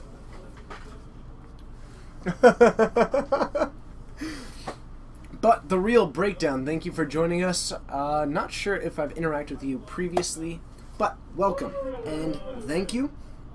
Working on seeing if we can get any other matches up for the rest of this round. But in the meantime, we'll be hanging out talking to you guys. If you guys have anything that you would like us to discuss, any questions for us either about Modern, Magic in general, though to be honest, we can speak most confidently about Modern, or just in general things that you would like us to discuss, let us know, and we will do that. We moved the broom. That's true. We did get rid of the broom, so until further notice, it is a booth.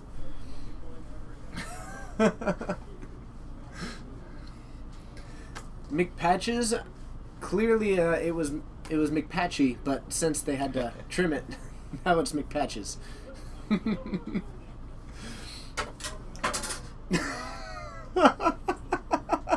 Michael is everyone's hero. Absolutely, Michael is everyone's hero. A singleton Modern format. I think that's absolutely ridiculous. Why not just play EDH? A singleton. I mean, I've done some deck building for a little bit. I wanted to build a Modern deck with a little bit of a deck building challenge, and one of it was to make a singleton deck. And what I came up with was just a red deck wins that was very creature based, and it ended up having a lot of weird residual hate. Yeah. I got to run the Tunnel Ignis because it was a 2/1 for 2, and I was looking for that, and it just happened to be good against Scapeshift.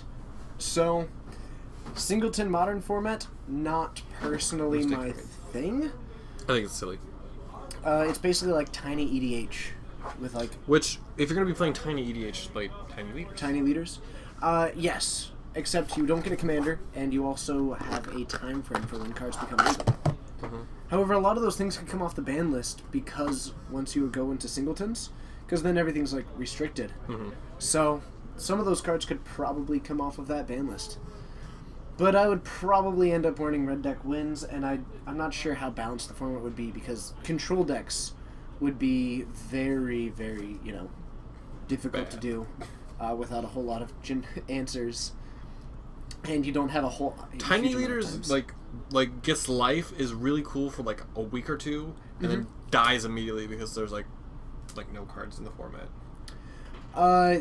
Tiny Leaders was... It's a very quickly solved format. Yeah, when everything is converted mana cost 3 or less, the best cards really become apparent. Abrupt Decay, Inquisition of Kozilek. A lot of those cards become very obviously powerful. All of the Zeniths, all the Zeniths, become really strong, especially Black Sun. Black Sun is just like it's like super board wipe. Also, Killing Wave is pretty sweet. Powers, our modern no ban list. They have both been pretty successful. Both times I feel like they've had the biggest turnouts of anything here that aren't pre-releases. Got a game 3. Excellent. What do we have? We got David on Eldrazi, and then Garrett on 4-color gifts. Do you know what Garrett's last name is? Could you ask? Yeah. Okay. On the left we have David Bradbury, who is on Red Black Eldrazi. Is this the left side? Yeah, so, I got this too. And on the right we have Garrett. I'm working on getting the last name. That is Black Red Eldrazi. Okay. I'm gonna assume that's how you spell it. Yeah. So we are going to be going into a game 3 here. I'm gonna spell Garrett. That's fine. Garrett's playing what now? We 4-color gifts. Ooh. Yeah. So for those of you who are a fan of 4-color gifts, we have got that for you. There you go. Thank you. Oh, hot damn. Got a name. Okay, so we've got Garrett going up against David, and we are going to update those things. On the left, it's going to be Black Red Eldrazi, and on the right, it is going to be 4-color gifts, and then we are going to head on down to that match in just about, I don't know. Now? We will see you down there. No, we won't. We won't? Okay. No, we will. Now we'll see you down there.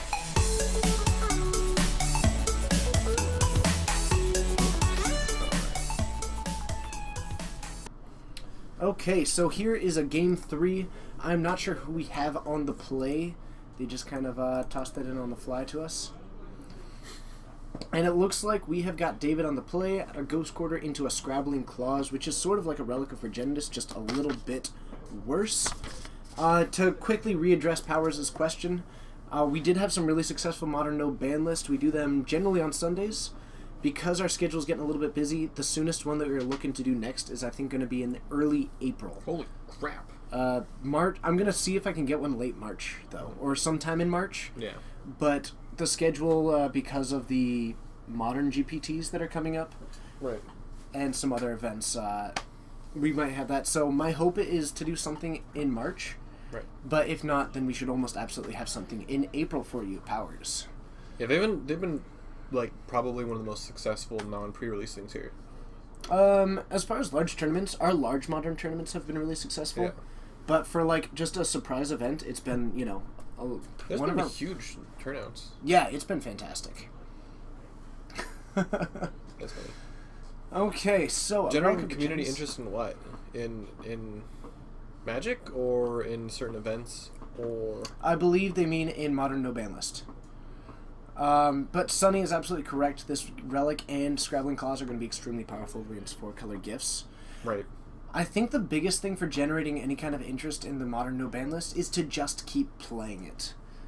As long as it remains a topic of conversation, that's the only way. And if we kind of stop conversing about it at times, then that's what's really going to send it into... I think, the most important part about it is that, like... So a Thought-Knot Seer? Sorry. I like that. We see a Thragtusk, a Gifts Ungiven, a card that I do not know. There's a Raven's Crime, there's a Snapcaster. Remand, there's a very, very blue card, and then, what's that on the far left? There's no... I'm not sure what that is on the far left. I think is a that land. Snapcaster? That's a Snapcaster. That is definitely a land. And then that is a Gifts Ungiven on the right. Like a Remand to me. I'm not sure what that middle blue card is, however. It's a very blue card. But as far as modern no ban list, the biggest thing is just to keep talking about it, because that's kind of what happened to Tiny Leaders, is that the discussion ended because there was nothing left to discuss. Nothing more to say. because the best cards were the best cards. Whereas Modern Unboundless is a really sweet format where you could play things like Hypergenesis, or just straight burn with no band cards. Cryptic. That's it. It does look like a Cryptic Man. Okay. I guess that is one of the bluest blue cards. Shanks McShiv, thank you for that, and thank you for joining us. Also, Brimaz was actually first. Brimaz and Shanks McShiv, thank you to both of you for joining us. And is a Cryptic. And taking out that Cryptic, which is going to be exiled. And if that Thought Knot Seer gets exiled, then it gets to come. If it dies, then target opponent gets to draw a card. Is it target opponent? Target opponent, yeah. Interesting. Really important to do at a giant. Part of that oath thing. Apparently. Yeah. Oh, there we go. He's he's gonna lay his hand over his. Wow, man, his hand is not very strong. No, the biggest thing is, that Thrag Tusk is the biggest threat that he has. But that Raven's Crime is not going to do a whole lot. Gifts Ungiven it's just a bad not going to matchup. do much. Yeah, it's really not looking good. Garrett in trouble because of both that Relic of Agendus and the Scrabbling Claws. David with another Ivugan, and I don't think that he has another land, so a little bit of a hiccup there. Might start missing some land drops.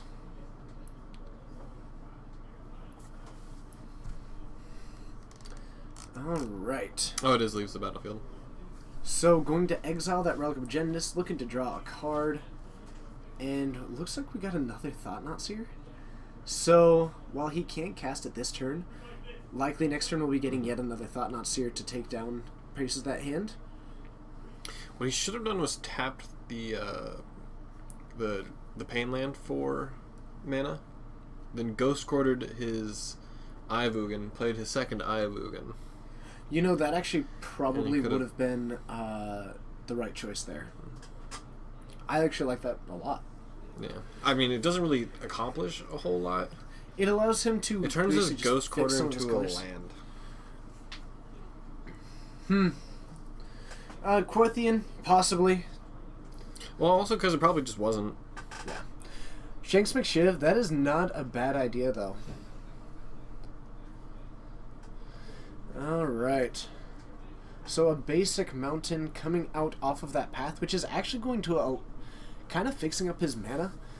I mean, I can totally get behind him using that Thought Knot Seer, but in doing so, he kind of gave David the land drop that he had missed. And so now next turn he is going to be able to, do things with that Relic of Agendus and start casting also play a Thought Knot Seer. Exactly. So that Snapcaster Mage no longer able to take on that Thought. Doomblade. So he's trying a Doomblade right now. Before, I think it was a Go for the Throat. I think Doomblade's a bad card because Doomblade does die to Doomblade now. Because of Manifest? You can manifest a Doomblade and then it gets Doombladed. So that's true, and you can't turn it face up. I think Doomblade is an interesting choice. It's been happening in some of the Eldrazi decks just because against the black decks, that's mostly a mid-range deck in which you're already favored. Well, because... Yeah, and Affinity is becoming a thing because of the whole Splinter Twin thing. But that makes me think that you would still want something a bit different, like the one that hits something with converted mana cost 3 or less. Right. Because Doomblade, oddly enough, doesn't hit Vault Scourge. And even though that's casting gifts. And that's pretty bold. It'll draw some 2 cards. Terminate is definitely a possibility. The biggest issue is that hitting both black and red, the deck usually is trying to only get a limited number of those colored sources. So having both black and red is a surprisingly prohibitive cost. It's definitely an option, but possibly not the best. I definitely do prefer Smother, which is the one that I was thinking of that hits converted mana cost 3 or under, because it really shows up those aggro matches, and you're already favored in a lot of the ones with creatures larger than that. And it is also able to take down manlands, as a fun fact. Unless it's Lumbering Falls, which we're currently looking at. Yeah. So that last part, completely, totally wrong. Totally wrong.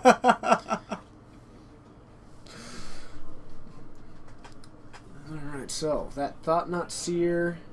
looks like we were getting a gifts in response to it. Yes, because it draws 2 cards. Pretty much, yeah. 2 cards get exiled, 2 cards go to his hand. Pretty much, and then he picks the best of them. Yeah. Possibly just going for a Suite of Removal so that he can draw a card. I think he just kind of grabs everything. Yeah. The red splash is for some bolt effects, things that hit like the magma spray sometimes. Yeah, I think it's mostly things like magma spray. It's mostly removal. It's just that it's hard to get ones that are both two color, because I know that this is the most cliche thing, but unfortunately, from a deck building perspective, colorless in this particular instance is sort of a third color. Ooh, what if he's grabbing the Looks like the red for Tibble? Lingering Souls, Maelstrom Pulse, Path to Exile. Is that Doom Traveler? I don't think that's a Doomed I'm Traveler. gonna pretend it is. Which one? The Lingering Souls? The one he just threw in the graveyard. That is a Lingering Souls, which is going to get exiled. So is it a Flicker Wisp and a Path that went into Sand? They don't get exiled yet. They're still in his graveyard. I don't think that that's a Flicker Wisp. I have no idea what he grabbed. Like, And it keeps hiding underneath that path. It's perfectly hidden. What is that? I do not know, but we still have a Snapcaster and maybe a Life from the Loam on the far left. Yeah. Which is also pretty ineffective at the current moment. So, I don't think it's Sorin. Wrath of God. Okay. That is a Wrath of God. Alright, that's pretty... not. Right now he doesn't have the... Well, I guess the Birds of Paradise is going to really enable him to cast that. And I think that might be a Life from the Loam on the far left. Oh. Yeah. I have no idea what's going on. Day of Judgment, that's it. And Nettle Sentinel, welcome back. Good to have you again. Was there a green spell cast? I don't think there was. I don't think that there was, but that's okay. It enters untapped. It's now true. You gotta wait. It's true. There is a green player in this game, so. Alright, so we do have the Abrupt Decay and the Path, both out of the hand there. And He does have 3 cards in the graveyard. Oh, he has no cards in the graveyard. so gonna activate that. Everything now becoming exiled. And drawing a card. It looks like that is an It's Oblivion Sower, which is a really solid card. They are on turns. They are on turn 1, so this is very likely going to be a draw. This is almost completely going to be a draw. The only way, There's been no damage dealt.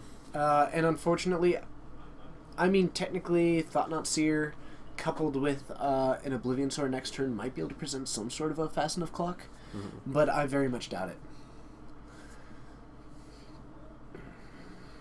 Okay. Now Sentinel Sprout Swarm. That's awesome. Pretty good. Alright.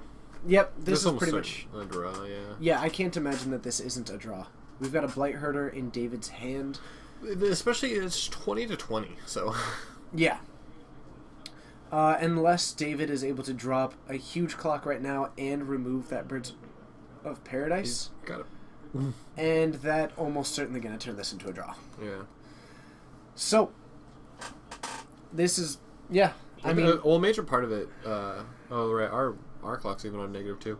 But, that clock is kind of eh. yeah, we started that one a little bit late, unfortunately. Well, it's really hard to know when the time starts when we're back here. True. True. But yeah. Okay.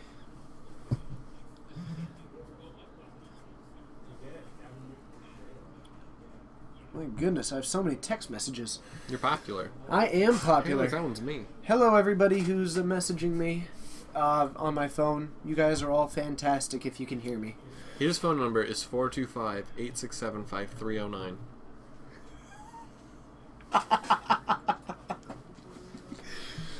Okay.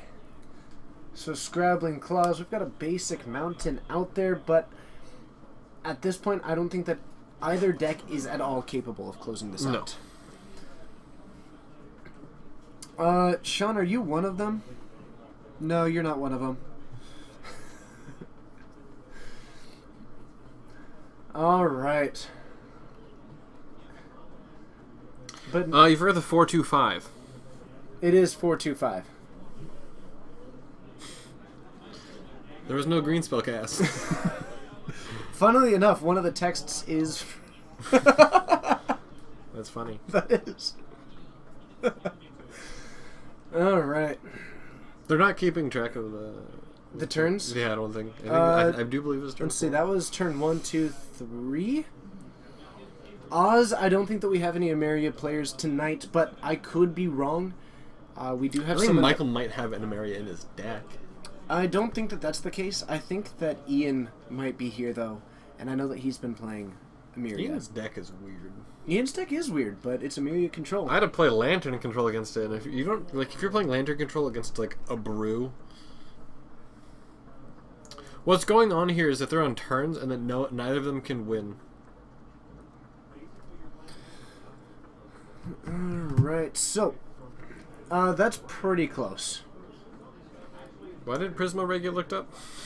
I don't really know. Either way. That'd be a sweet card in 4-color gifts. Shanks, what to play at Regional?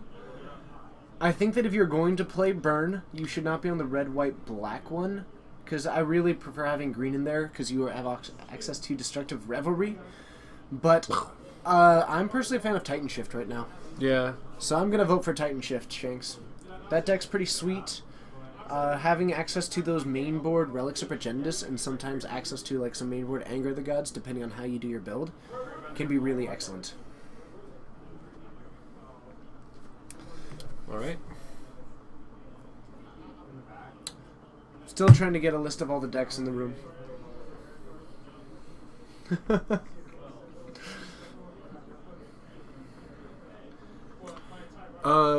Something I read is that Prism Array used to be able to bounce back to your hand.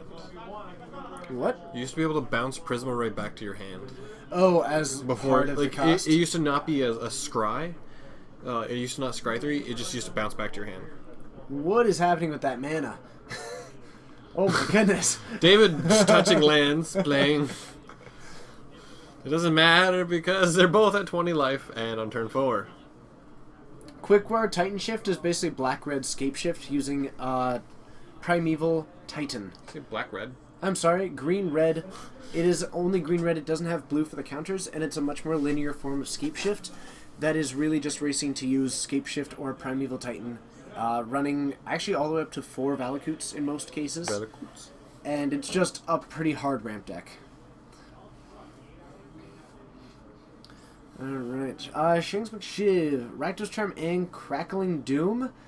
That's pretty fair. I don't think that Rakdos Charm does a ton in the current. I think it's really good against Kiki Cord. It is good against Kiki Cord, but I don't think that it's better than Atarka's Command. Well, it exiles graveyards. It does. It destroys artifacts. Yes. And it makes creatures do damage to their control. I think it's actually perfectly fine in this format. I'm not sure about the creatures dealing damage to their controller. I mean, for 2 mana, think about it, like, against Affinity, that's kind like of a 5 Boros damage. Yeah. A sort of Boros Charm. Mm-hmm. True, but you do lose out on 4 Skullcrack effects in the form of Atarka's Command. Mm-hmm. And, I think it, I mean, as a sideboard card. It's also super, super saucy if you have a, what's it? Soulfire Grandmaster. It is super saucy if they have Soulfire Grandmaster. Wait, no, it doesn't. That's not how that works. Each creature does combat damage, or each creature. I mean, it's still kind of saucy. You gain a life. Mm-hmm. Okay. Oh my God! Get out. Go home. That is true. Okay, I can kind of get behind that. I don't know. I would feel a little bit odd going without green, but I can get behind it. But I'm still a fan of Titan Shift as far as regionals go. I think a lot of people are. Cammy Nook, this is Steven. My name's right there above my head. And I'm not new. I've been here like 4 times before. True. You were one of the early ones. So we should be going into round 3 pretty shortly. Steven, if you would like to update that to say round 3 and prepare our timer for the next round. But part of my reason is that I think regionals, or at least what I saw up in Vancouver, is that people are pretty prepared for burn. There are already a pretty solid amount of those burn decks, and the sideboards are pretty prepared for them. So I think Titan Shift, you'll just have a lot less people prepared for what you're doing. And it also does have a decent game against some of those aggro decks. You can definitely tune the deck to be better at those. With mainboard, Anger the Gods, things like that.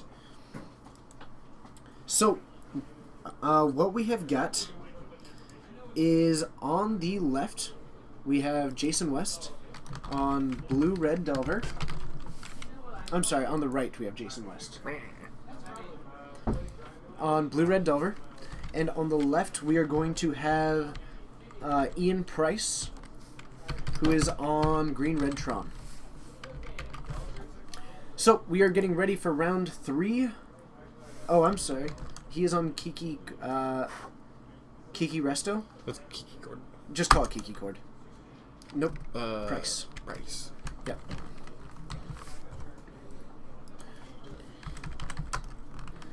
I want to spell it like this, but I won't. Kiki Cord with a K. All right. And let's head on down to the match.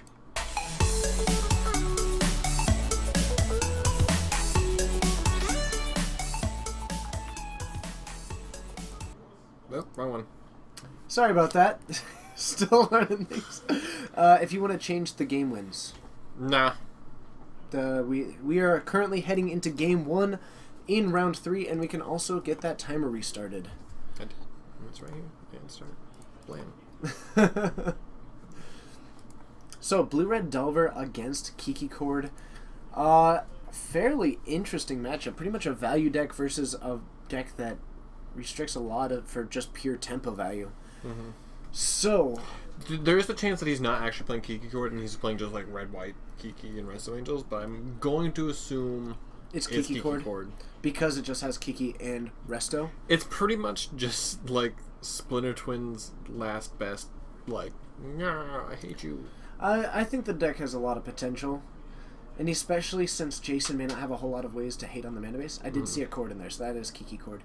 And I think that Kiki Cord is at least favored right now because it has such a toolbox effect that it might be able to land, a giant Restoration Jason Angel. does have a forest in his hand. So this is the Rug Delver, maybe?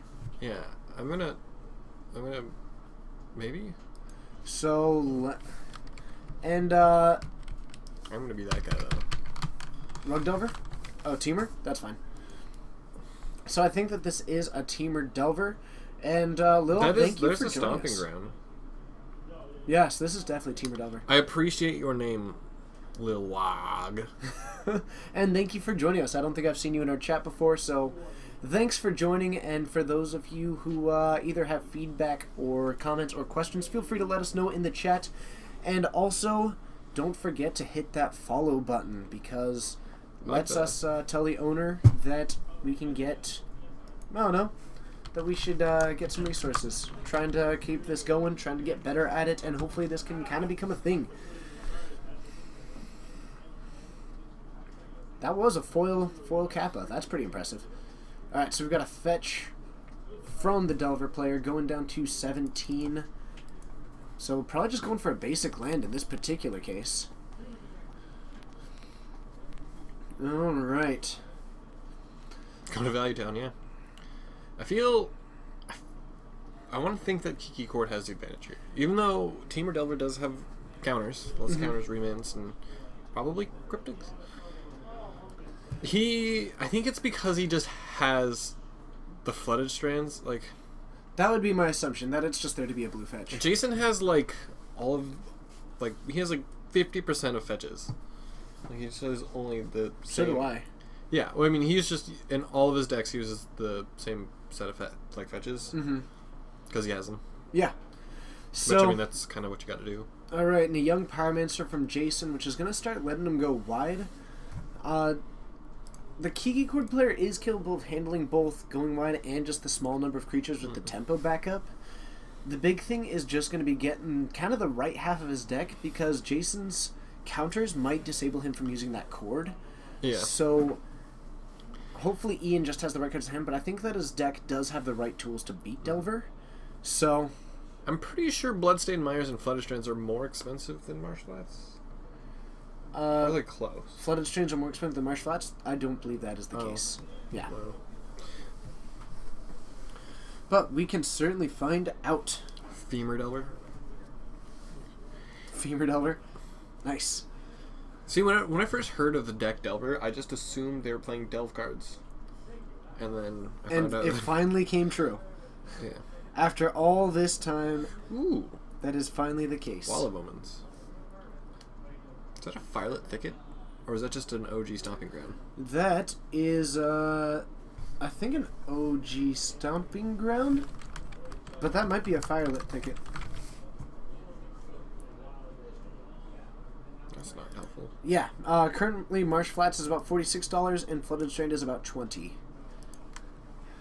Temur Delver playing Barrel of Monkeys. Is that just because it happens to run the Hooting Mandrills? I'm just gonna guess that that's why.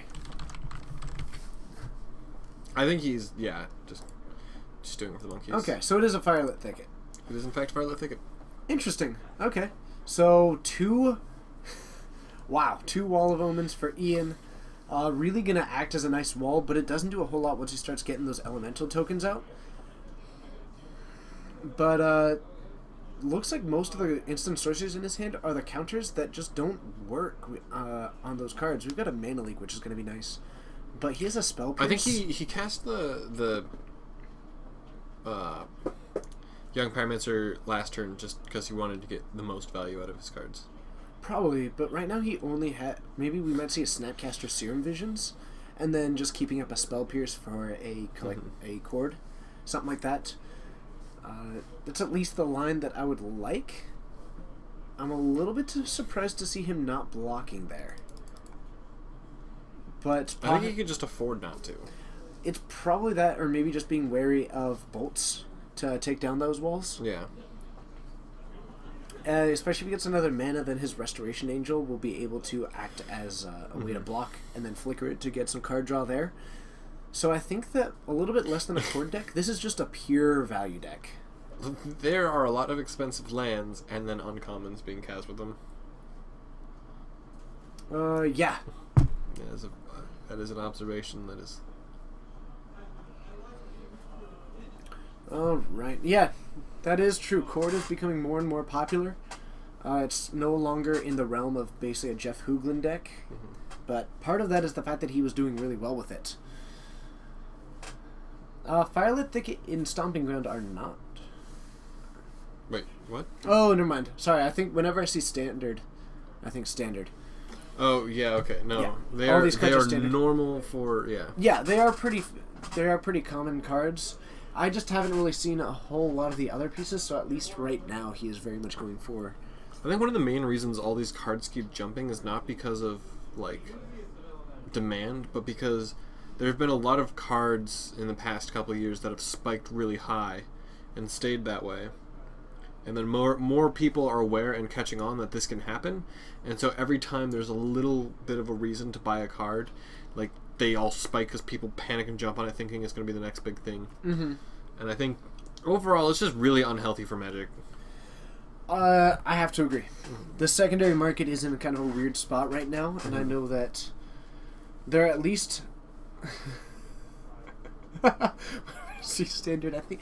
You know what, Excedra? That is certainly a fine statement. That is a thing that would be said. I think whenever I see this word, I think of the same exact word. Powers, absolutely. Jeff Hoogland is certainly really good with the Chord deck. So Jason going down to 16 with another fetch with that Misty Rainforest. So definitely does have some of the Zendikar fetches.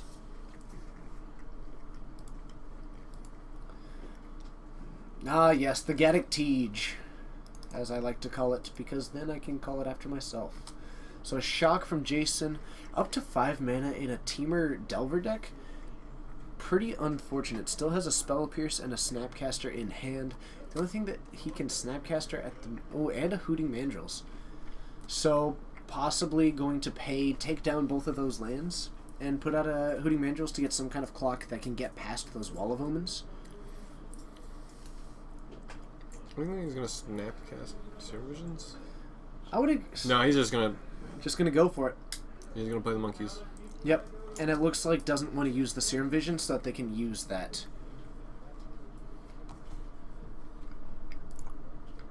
Rip. Huh. We died. Hold on.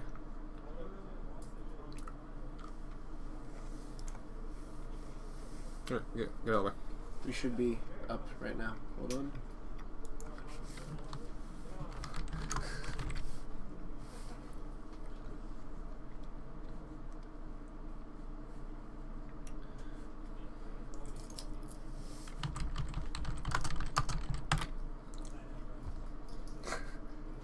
Confirmed reports of nuclear detonation. Alright, are we back? I think we're back. I believe that we are back.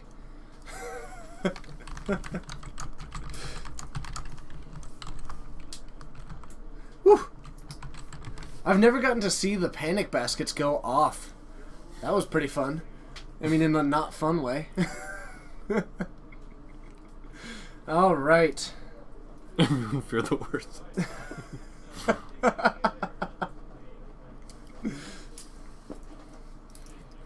Okay. Sorry about that, everybody, but we are back, and thank you for sticking around. Nothing happened in the game. Yeah, we did see... Someone cast... Oh, he pathed the monkey. Yep. He pathed the He monkey. pathed that funky monkey. That chunky monkey. So he does have a blue mana up, so a Chord for a Pontiff would be unfortunately tragic. Except, actually, that Spell Pierce now in the graveyard.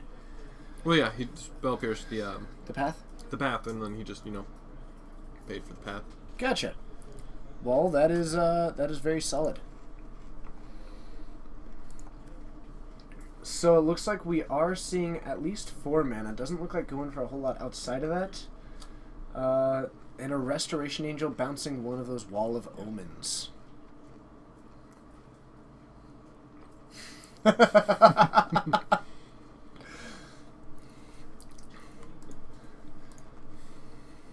Whew.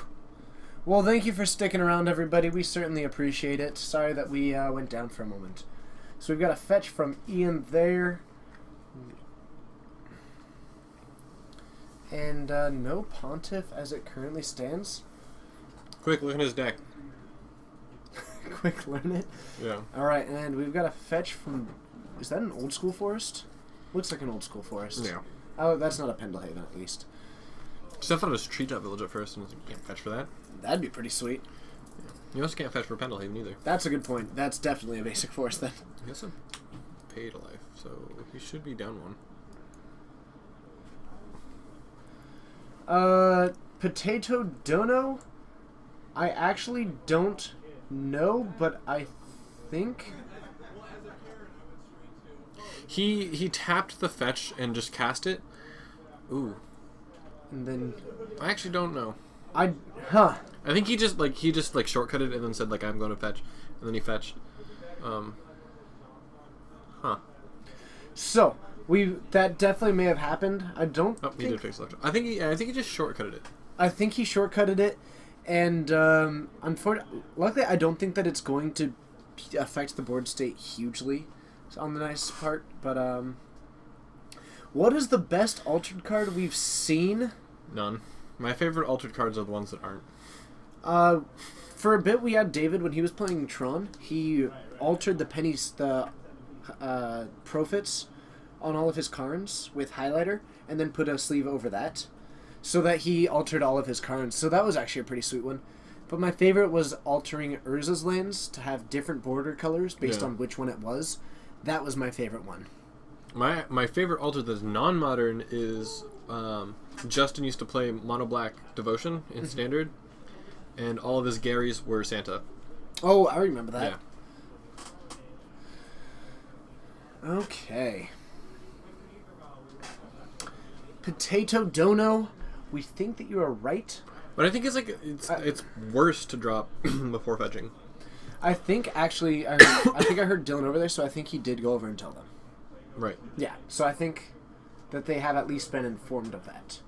So that Violet Thicket being tapped, and we've got another Wall of Omens coming out. Mm. So Ian Price really just kind of He's constructing... playing Wall Tribal. Yeah. 4 toughness dot deck. Butt stuff dot deck.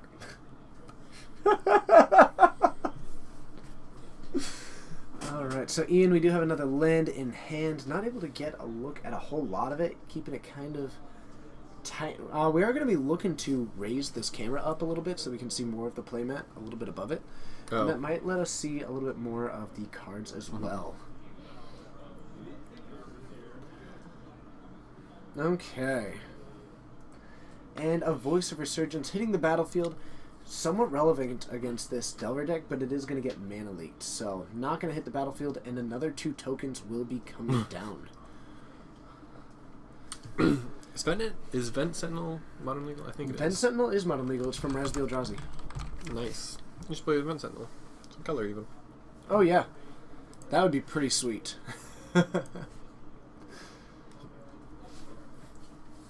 So, running out of the other tokens, so we do have 6 elemental tokens, a lot of blue cards in hand. I think, can he get Kiki next turn anyway? Yes. Yeah. So we can go for a Kiki. I think it's to get a Kiki and be able to link payment. As it currently stands... Oh, okay. Yeah. Okay, he's 1 creature shy of that. Mm-hmm. I gotcha. But if he plays even a land, then he'd be fine about that. What are you playing that you're playing Mistveil? He is actually running Kiki Court as well. Oh. Yeah. Does it play Mistveil? I would imagine it would. Especially with that board state, probably, yeah. It would be pretty sweet. Mm-hmm. Absolutely. So we are starting to get aggressive here. Going to block with just 3 of them. Take 3, keeping back that Restoration Angel because if it takes 1 damage, then, yeah, the Bolt takes it down. Doc Z, it is going well tonight. I'm feeling good. Had a wonderful, stressful / relaxing weekend in Canada, which was delightful. Got exchanged loonies and toonies with a variety of Canadian businesses. He did not eat poutine. I did not eat poutine. How do you mess that up? I really did actually look. You dropped the ball. I did. Next time. And we've got a Goyf for a 4/5. And this time it is the other player that immediately removes the counter. Well, I mean, he could be playing Goyf. Okay. I mean, yeah, Mistveil in like mono white decks and Squadron Hawks. Mostly Squadron Hawks to do the BS Squadron Hawk thing. It's like, Squadron Hawk. Oh, Squadron Hawk died? It's a shame. Put it Squadron Hawk on the bottom. Anadu's Vancouver was a good time. Hope to see you there next year. And that is my favorite basic mountain art, as a fun little fact. At the top, the classic John Avon mountain. Mm-hmm. Definitely my favorite of the mountain arts. See, I don't have a favorite mountain because I don't play mountains. Potato Dono, that is literally what Steven said to me. It's like, I googled his hotel, and it's like, there's 10 within walking distance, and he didn't go. You didn't tell me until my last night there. You had hours. You could have gone right then. I was sleepy. I had a very long weekend. They serve poutine at his hotel. At his hotel. The hotel. You can call them and be like, bring me poutine. They'd be like, okay. They'd charge you like $40. No, they would have charged the guy who paid for it. Oh, hey. They would have charged Eric. Great. Free poutine. Free poutine. Next time. Will you come with me next time? Probably I'm sorry. Not. I'll get poutine next time. So we have a Goyf that is a 4/5 going up against that wall of 4 toughness. Ian currently at 11. I want to pretend like he's just going to be like, haha, Kiki chord. And we very well might. I think if he has the chord in hand, which I believe he does. The Wall of Elements is going to die to the Goyf. Is poutine really that good? I'm legitimately curious at this point. Yeah. I've never tasted it.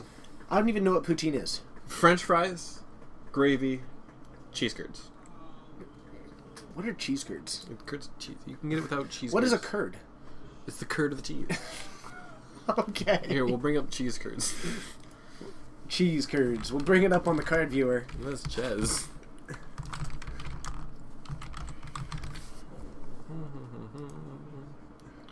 See, here we go. Alright, go ahead and bring it up on the card viewer. Yeah.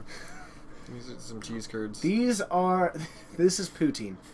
These are cheese curds. These are cheese curds. These are cheese curds. Oops. Alright, so we have a Snapcaster coming back Looks like targeting... And that chord does not get to resolve. Anyways. I don't know. I've never interacted with cheese curds before. I like cheese, but... My bad. Next time. Next time. Does Canadian McDonald's serve poutine? Because I believe that. Canadian McDonald's? I was at a McDonald's and I didn't see it.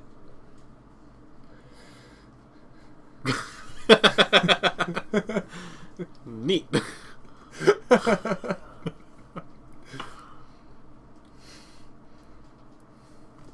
All right. Do we have any Canadian viewers? Oh, Does yeah. anyone want to fax us some poutine from Canada? Fax us poutine? That... Poutine on the Ritz? Well, okay. I messed up, and I apologize, everybody, about the poutine mishap. It's probably because you weren't looking for it, by the way.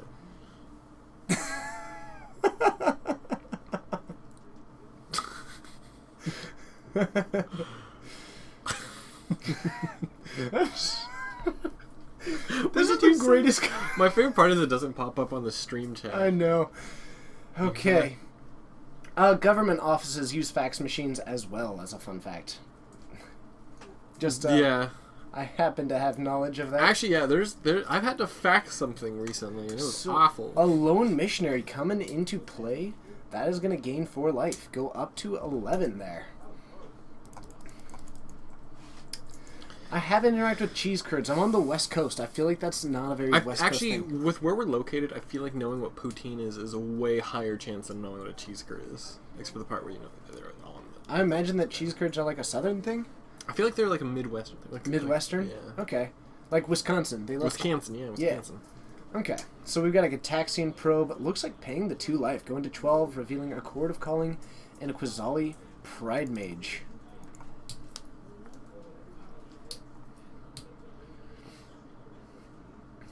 It involves cheese. It must involve Wisconsin. He does have a chord in hand. I think that's the other chord that got countered. But I think he's just dead. Yep.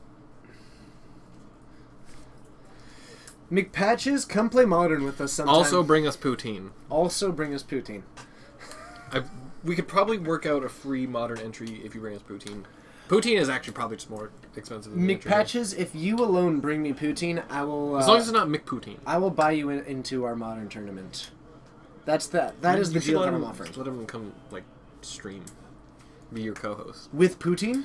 If you bring us poutine, you get to be the co-host. Ooh. A big plus there. Okay, well today I've learned just so much, and I appreciate all of you for educating me on poutine. This is actually a blast, and now I'm seriously regretting not having some while I was in Canada. One job. We'll have to go up there sometime.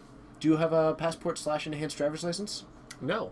Well, then you're not coming with me. I mean, it's not that hard to get it. Well, you should get one then. Excellent. Slowly crashing is also...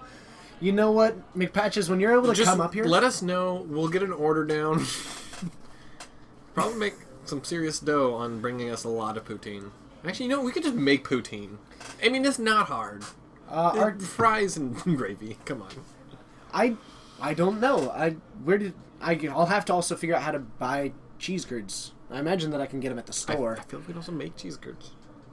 Netherlands, that's so far away.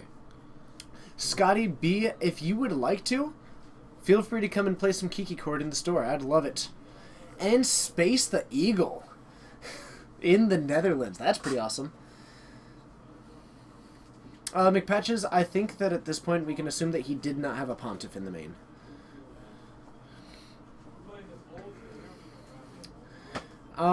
Did actually have some nice Canadian beer. I will say that. They had some delicious stuff. Do we just have to make like a road trip to Canada for no reason? For full reasons of poutine. Powers, it is pronounced Snohomish.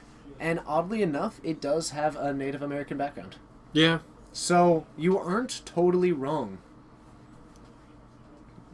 The funny part is it's called Snohomish County, and the county we're in is Snohomish County. Yes. And Snohomish is a town in Snohomish County, but no one knows that Snohomish exists. except for people in Snohomish who have been here. That's true. People just assume that we are the county.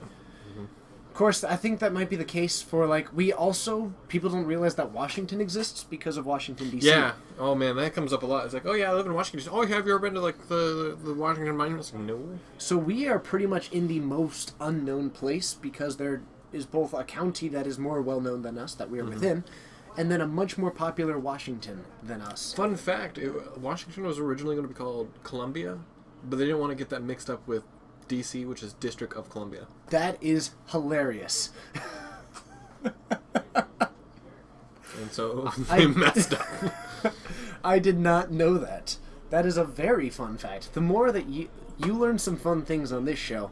Here in the Geek Stream, we are open to both poutine and facts about Washington name origins. Another fun fact, when the stream went down, it was not lizard folk coming in, kidnapping us, stealing our bodies, and then continuing the stream. It was not lizard folk. We are not reptiles. As someone who is not attacked by a reptile, I do consider that a fun fact. Because if I was, it would not be fun. Alright, so we do have a win for Temur Delver. Both players back up to 20 heading into Game 2. I say these things so that Steven can make the necessary updates. I wasn't even listening. I was thinking about non-lizard things. RT Kind Killer. We are... I mean, it's hard to argue with the fact that we are nerds. We're in a broom closet doing a stream for Magic. We're geeks, absolutely. This is the Geek Stream. Tom Don, thank you very much for saying that we are your favorite to watch lately. Hopefully we are entertaining. If it ever gets to be a little bit too much, let us know. Feedback is important. So, if both good and bad feedback, I would like to hear it both. Because if there are things that we can improve, that is something that I would like to do, and I'm looking to keep improving this over time. I think the Magic scene around Seattle, like, it has Card Kingdom, and Card Kingdom's, like, pretty big. Mike Brewster, there is a pretty solid Magic scene around Seattle. There's a really good Legacy scene in Seattle. Modern has a really good scene.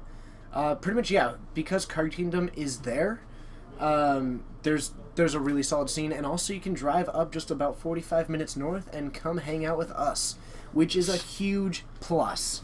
That was probably the smoothest plug I've heard in my life. Just drive about 45 minutes from Seattle. Come play Magic here. Yeah.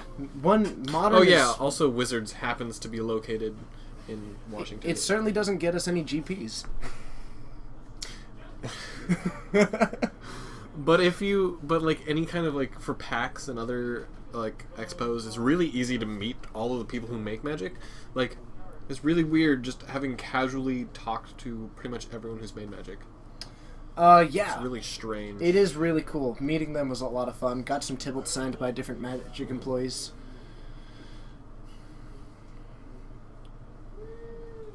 Surf Wizard, the biggest difference that with the twin banning is that Kiki Cord is at least a turn slower, and also is much more disruptible because it is not quite at its speed, or at least the Kiki can be bolted. Kiki can be bolted and pathed, and all of the other creature removals. As for Mike Brewster playing mostly Modern, Modern in Washington is a really... Modern is being modern right now in that this is now Modern season. And so Modern is super popular. And it's also just particularly... I'm told from like people who are from other parts of the country that Modern, at least in the Pacific Northwest, is really well, also, one of the major things is that Standard sucks so much right now. And it makes Modern just so much better by comparison. Yeah. Jiskel, it is going well. We are enjoying some fun times. Steven is trying to... I am doing a fantastic job of Steven is supposed to be in charge of updating life totals and names and stuff. I wasn't ready for this responsibility. He is getting better at it. I just need to not take my hand off the mouse.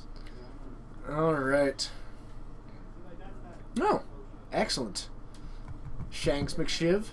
I'm a big fan of Modern and EDH. I don't really play EDH, but, you know, I'm a fan of it. I just don't really have a whole lot of time. I play EDH. You do. You have a Riku deck. I have a Riku deck. I used to play exclusively EDH for the first 3 years of me playing. That's how I actually learned the game. It was a lot of fun.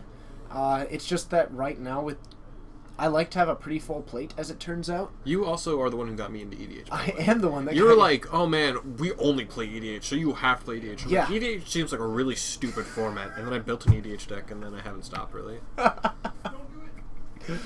So, personally, at this point, I've competed enough that it's hard for me to go back to EDH. Because Right. it's hard for me not to build, like, a really, like, a good deck. But I don't fine. like doing that. This is game 2. This is game 2 with Jason on game 1. Alright, and we have got a Thought Is that the Scar right from side for the Jason. X? What side do you Yeah, want no, with the that's X the right side? one. Okay. Yeah, you got it. I like it coming from the inside.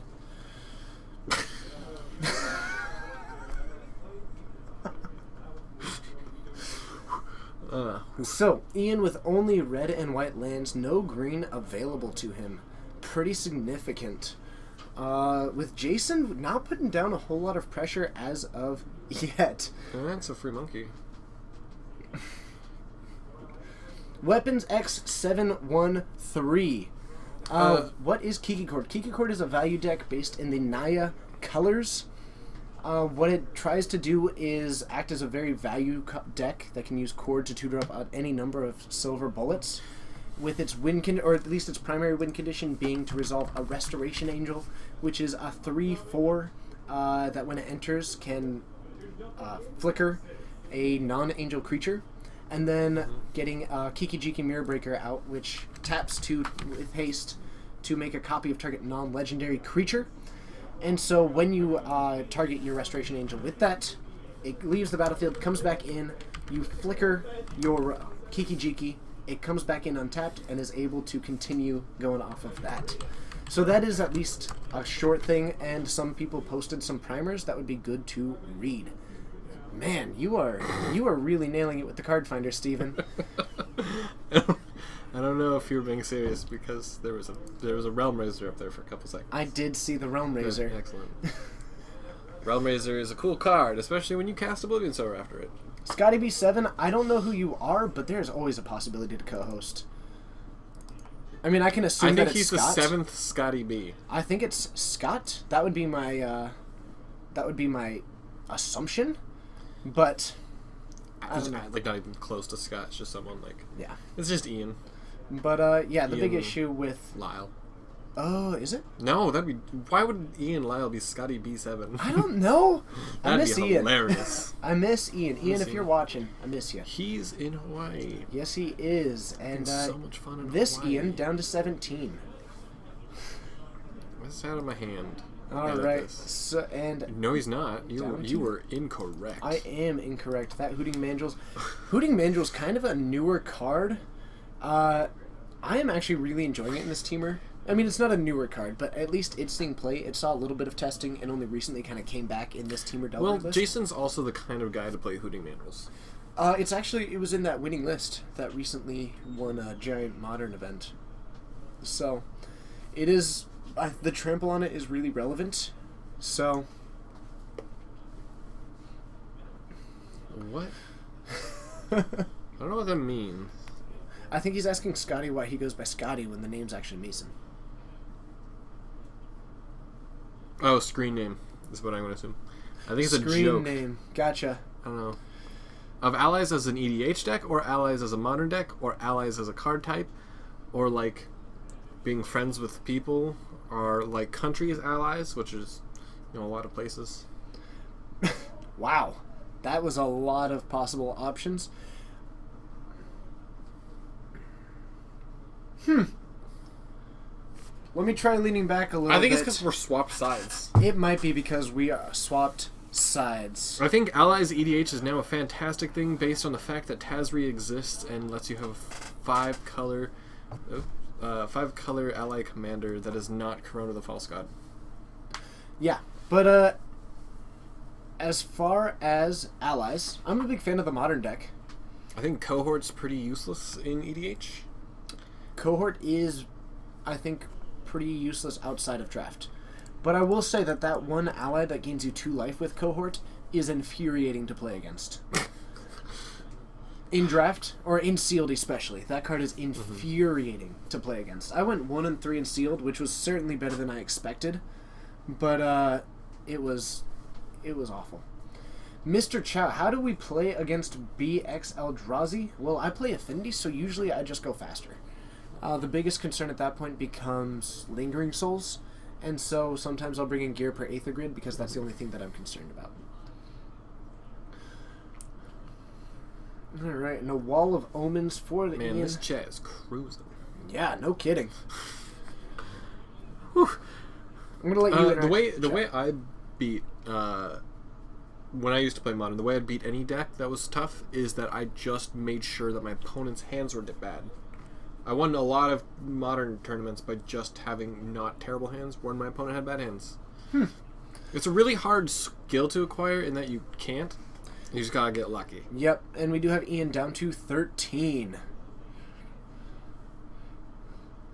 No, we don't. I'm sorry, not 13. I think he is actually down to 6. At least he just fetched. I just think that they have updated it. Yeah. I was looking at Jason's life total when I went down a...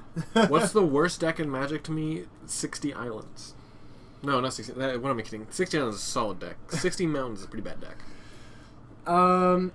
What is the worst deck in Magic? I don't know. I guess it has to also fall into the kind of contingency in that it also has to be a real deck. Jason down to 10 off of that Dismember. That's bold. Tactical. I'm sorry about my furrowed eyebrows. The light is only directly above us. I'm going to look about getting us some kind of light source directly in front of us as well. Alright, and we've got a Bolt putting Ian down, and we have got Jason with a win in 2. Yeah. 59 planes, you can't even legally play that deck. Ooh! Psionic Blast. So, the worst deck in Modern, in my mind, gosh, I don't know, the one that's only a real deck? I guess I'm not a huge fan of Mill as a deck, only because it's almost a strictly worse burn. Right. In which it has the exact same game plan, all of its cards try to operate on kind of the same axis. Yeah. Only you can only target the player and not the creatures. Not the creatures, and also it's just slower. And it's also you are basically turning the life total. And you automatically lose if they have an Emrakul in their deck. That's true. And it goes from their life total being 20 to their life total being, 53. So that would be my choice for the deck that is gets called a deck that exists. There are lists that you can find, and then that would probably be my one. The best deck is Gentleman's Quarterly, but that is a legacy deck slowly crashing. Is Gentleman's Quarterly a bunch of Ghost Quarters? Yes. Okay. Yes, it is. Gentleman Quarterly is a deck that Joe and I brewed up during the Legacy stream. I heard something about how Ghost Quarters are pretty much just strip mines. So what you do is basically you run any number of explorations, explores, Oracles of Moldiah, Azusa Lost But Seeking, anything that lets you play extra Summer Bloom as well, and then you use a Crucible of Worlds, and the point of the deck is to cast at least 6 Ghost Quarters / Wastelands per turn. Alright, I can dig it. That is the point of it. And then you use Dryad Arbors, which are completely unkillable because you can continually bring them back to go for the kill. In fact, we can do the Splinter Twin kill. We can get out, because we have so many lands entering the battlefield, we can run Retreat to Korahome in this deck. No. Yeah, Retreat to Korahome. No. And then... That's just bad, though. No. But check this out. If you put a Splinter Twin on a Dryad Arbor while you have Retreat to Korahome, you win. But I mean, I feel like there's just better ways to abuse landfall. We're just gonna skip the part, jump right to here. Okay, well, would you like to change our names that hang out right above us? No, I like to be in Price playing Kiki Cord. Okay. Well, thank you to everyone who is joining us. Our conversation is definitely getting a little bit to the odd side every now and then, but that is a whole lot of fun. My name is TJ, which should be updated above my head very shortly, and this is Steven, just to my right on your left. You're really at the bottom. And we are streaming from Geek Fortress in Snohomish, Washington. If you do have any questions, comments, or feedback, always feel free to put it into the chat. It is a lot of fun for us to interact with you guys. Okay, what switchboard are we using for the video? We are just using OBS, so I'm not... Yeah, it's just OBS. Yep. And So... Vincent, I'm doing well. Good to see you in the chat again. Had a fun time in Canada. Missed out on eating some poutine, which is something that I'm going to have to rectify. And should be a whole lot of fun next time. We did end up having a full conversation on the values of poutine and why I messed up by not having it. Tactical Rainbow. Unfortunately, I will not be going to the Seattle Regionals this weekend. I'm a little bit saddened by it, but between some school stuff, some work stuff, and some things with the stream, and Like a green screen. Woo! yeah, so I spent my little bit of free time that I had going to Canada last weekend, so I will not be able to make it to Seattle this weekend. Are you going to Detroit, or are you going to the other one? Or are you going to either one? If I get the job that I'm currently applying for, there's a decent chance. Okay. Yeah. All right. Santa Claus. Easy. Solar crushing. Any cool brews on the stream tonight? I know that there are some sweet decks out there. I'm not sure if any of them are brews that will be getting up onto the stream, but there's definitely a possibility. We do always have some interesting stuff in the room. What is the best burn spell that is not Lightning Bolt? Mana Clash. Absolutely. Otherwise... That's true. I have done about 20 damage off one Mana Clash, like, split between us. I went to 6. Yeah. Probably Turn Bonus 1, Charm. Mana Clash, go to 6 life in a Suicide Zoo. That's pretty fine. It was awesome. It was a whole lot of fun. He was in Vancouver for GP Vancouver. Tactical Rainbow, definitely win regionals for me. What will you be playing? I'm curious. Where was I in Canada? I was in Vancouver for GP Vancouver. Should be a whole lot of fun.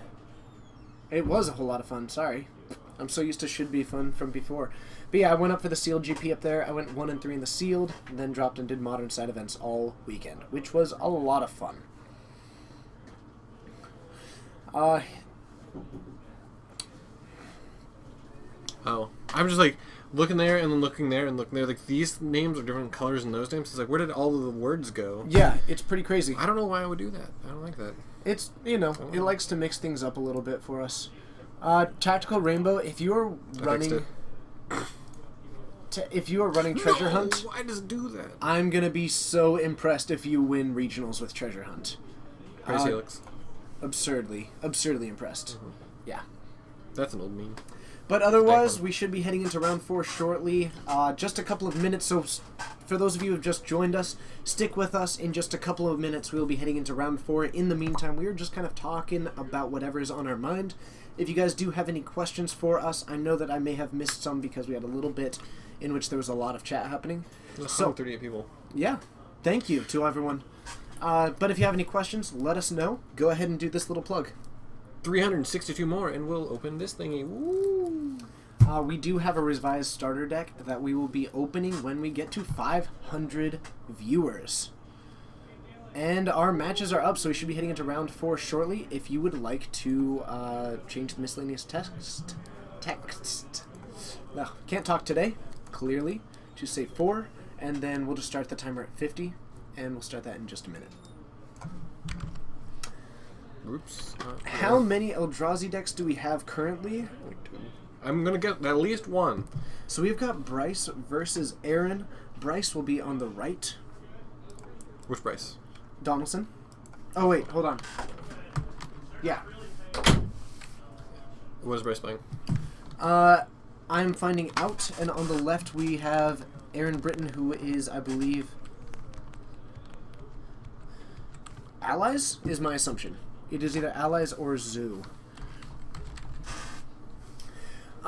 Easy Flow, unfortunately we cannot change it to 200 because we've gotten over 200, and if we're going to open this, then we totally have got to go to, got to get to 500. How many Eldrazi decks have we had? Not normally more than one in the room. I think a single time we did have 2, but I think that is the only time. No, that's right, Eldrazi. Oh yeah, and I will be eating a Tybalt in some Alfredo sauce as well, as was recorded. So, go ahead and head on down to the match. They are currently... are you still... We never got decks. Oh.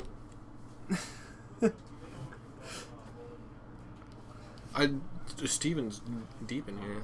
All right. Well, here, I'm gonna go bam. find out what decks that they are on, but I think. So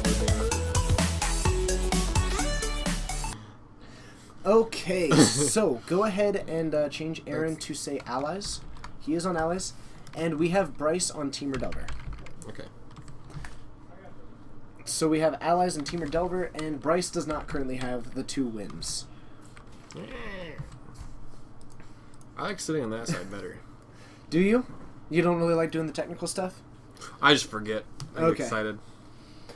Tybalt is one of my win conditions always.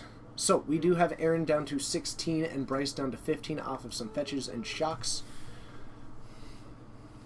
And a swing for 3 from that Insectile Aberration.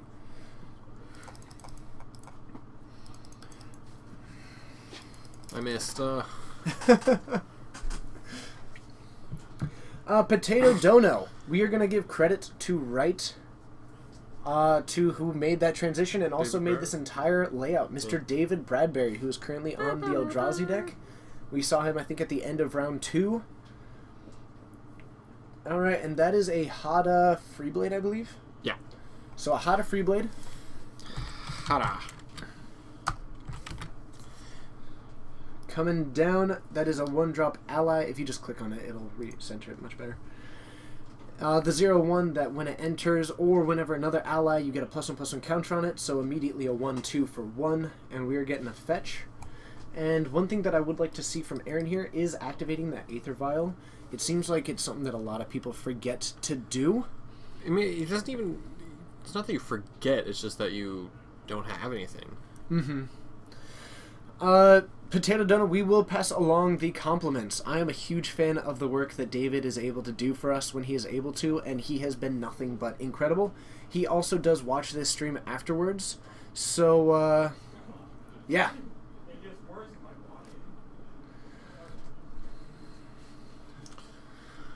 Alright. Oh, look, you activated it.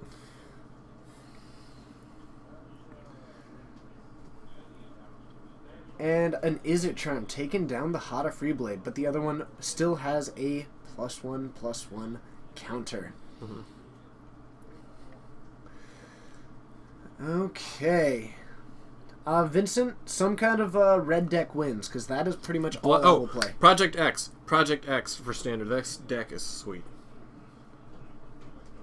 Okay. Boom. Vincent, Project X. That's your suggestion. That deck is sweet. It's the Displacer Brood Monitor combo. It's named after an old Ravnica deck. I thought Project X was the Malira deck. The original Pod Malira deck. Somewhat like that. At least to my knowledge, that's Project X is what eventually became Breathing Pod. Pretty much. Okay.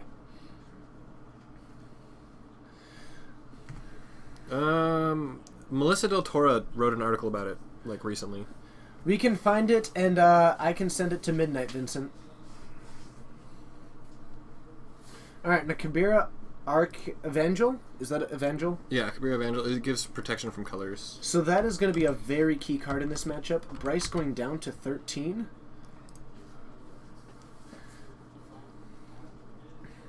Yes, the latest in a long line of Project X names. So Bryce down to 13. I'll just get that. You know... I'll just get it. Yeah. This game store is located in Snohomish, Washington. The Foil of Johnny, yes. Snohomish, Washington. Oh, okay. So there was also Project X and Ravnica. Apparently, whatever odd... Yeah, the original Project X was during Ravnica Times for Standard. And this is what the deck's based off. So a swing for 3 by Delver. So that Hada Freeblade up to a 2/3 along with that Kabira Evangel. Not a whole lot happening from Aaron's side of the field, but we do have a swing for 4. Mm-hmm. So it is 8-9. Bryce very likely having better reach, but doesn't look like it based on his hand. I see a couple Hooting Mandrills and some blue spells. Shanks McShiv, that is the original Project X deck that I was talking about. Oh, excellent. So Aaron down to 5 off of this Delver. Not a whole lot of way to protect it. That's a lot of remands. I think 3 remands in hand. Which can't remand anything off of that is the Core Blade Whirl. That's a new one. Core Blade Whirl being the 2/2 that whenever it First enters, creatures you control get first strike. In response, a Vapor Snag on that Hot of Free Blade. So that's going to be bouncing back to the hand. That is going to start putting it into Bryce's favor. Before, that swing back was going to be pretty bad. At this point, Aaron is definitely in trouble for this game 1, and I wouldn't be surprised to see it go to... Right. Or Aaron is in trouble. Bryce is very favored at this point. I mean, Aaron is capable of actually just pulling it out right now. It is interesting to see Aaron take that vial up to 3. He probably has a lot of 3-drops in his hand, and not a lot of 2-drops anymore. That is really making me make that same assumption. So Kabira, Evangel, a Hot of Free Blade, facing down an Insectile Aberration. Both players under 10, so definitely a race. You know, the best part about this is that you're calling it the Insectile Aberration and not the Flipped Delver. Thank you. Is that a legitimately? Yeah. Yeah. I mean, lots of people call it Flipped Delver, which it is not. I mean, it is, but it's not. If you were to Pithing Needle, you would have to name Insectile Aberration. That's a Return to the Ranks. Interesting. So that Hot of Free Blade coming back, getting a +1/+1 counter. Return to Ranks an interesting choice for the main board, but I kind of like it. I mean, it makes sense. And we've got a swing for 4. Bryce down to 5. And if he doesn't have a bolt in hand, he actually doesn't have a way to close this out. So many remands and so many Hooting Mandrels. Oh, but no, and he doesn't have the 3rd land to do Snap Vapor Snag. So... Yeah, wow. and then he can vial back the other Hada. Yep. So, Bryce possibly losing this match. Right. The only reason why I would say to possibly not is if he wants to save an ally. Yeah, he can save it. Depending on what's in his hand, he's probably just going to save it for the protection. To keep the protection on his turn. Hooting the Remand Fish. That might be my new favorite deck name for Delver. Temur Delver is now called Hootie and the Remand Fish in my mind. I feel like there's got to be better, like Hootie in the... Oh, God. Good job. New deck name. A+. Thank you. Yeah, just the Hooting Mandrill for diversity in colors for blockers.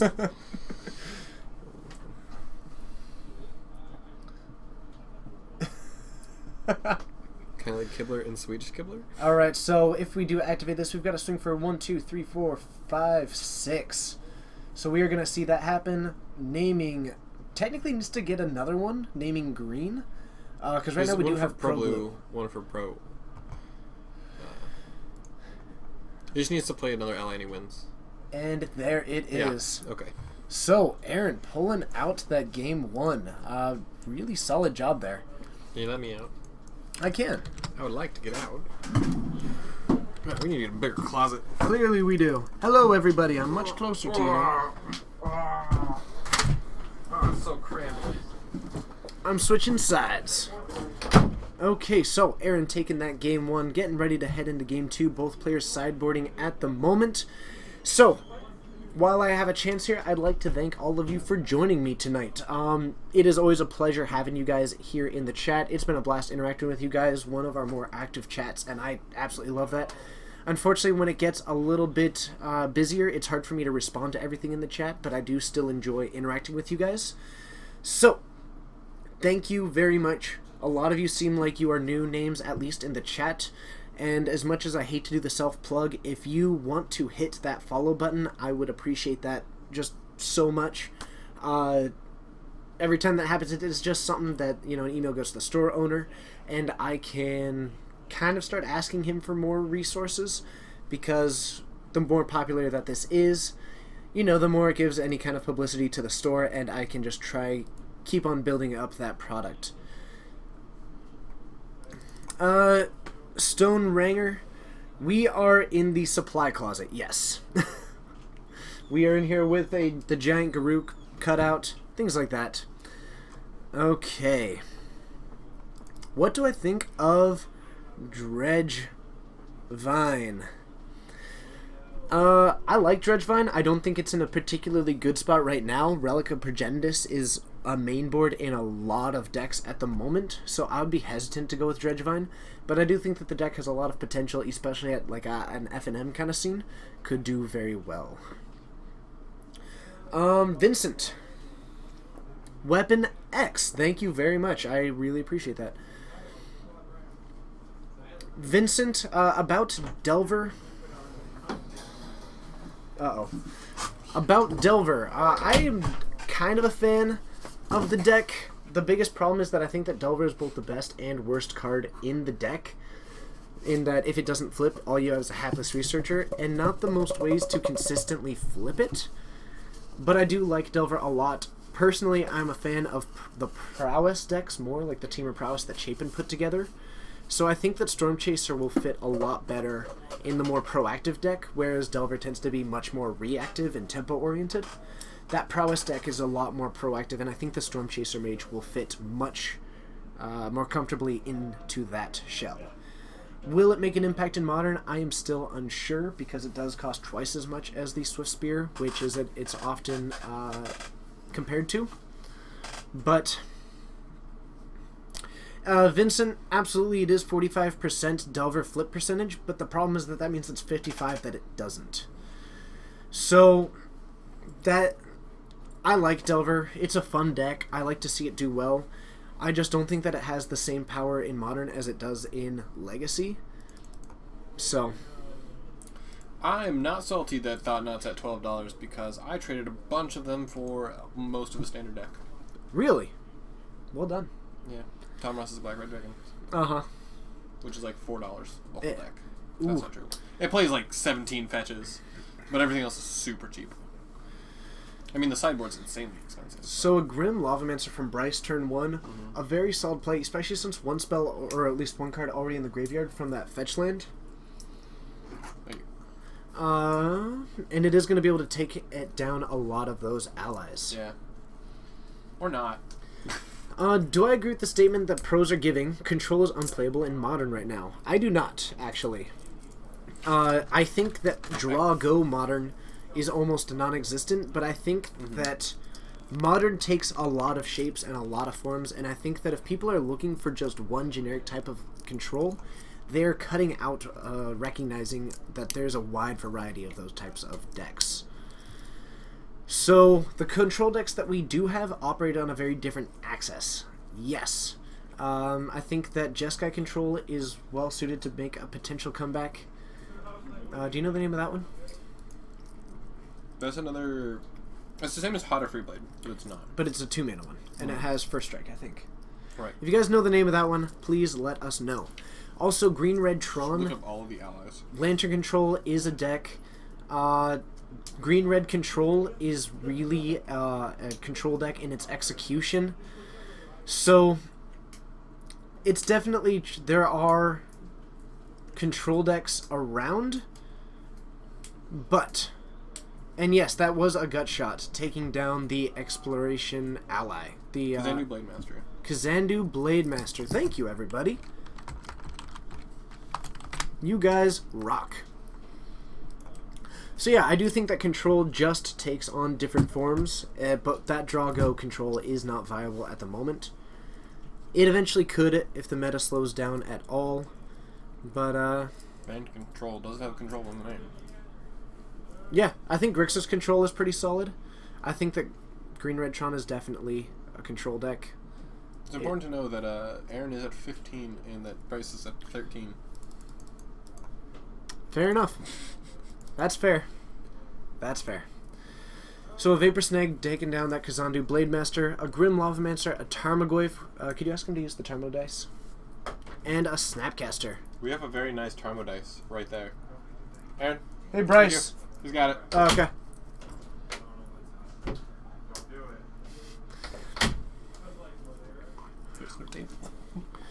All right. Well, now that's just Legacy Delver. Legacy Delver is sweet. Yeah, I think Bryce just has this. Yeah, we do have a Delver on the battlefield. Oh, he's hellbent. Still, with that Grim Lavamancer, he does have mana up to start taking down the Kazandu Blademaster. So, definitely... lol Wrath of God. I don't think that he runs that in this deck. Probably not. I at least very much doubt it. But we are currently looking at 1, 2, 3, 4, 5, 6, 7, 8. So yeah, definitely a 2-turn clock. And it is a 1-turn clock if that Delver flips this turn.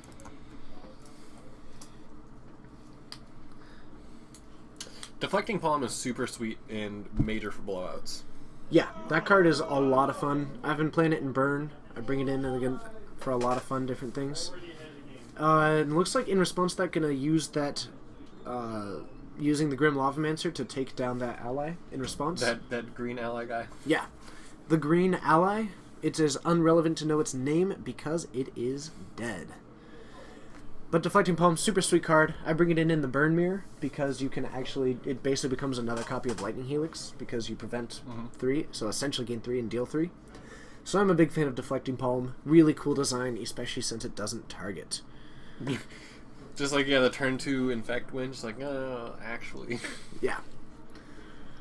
So, that Delver not flipping this time.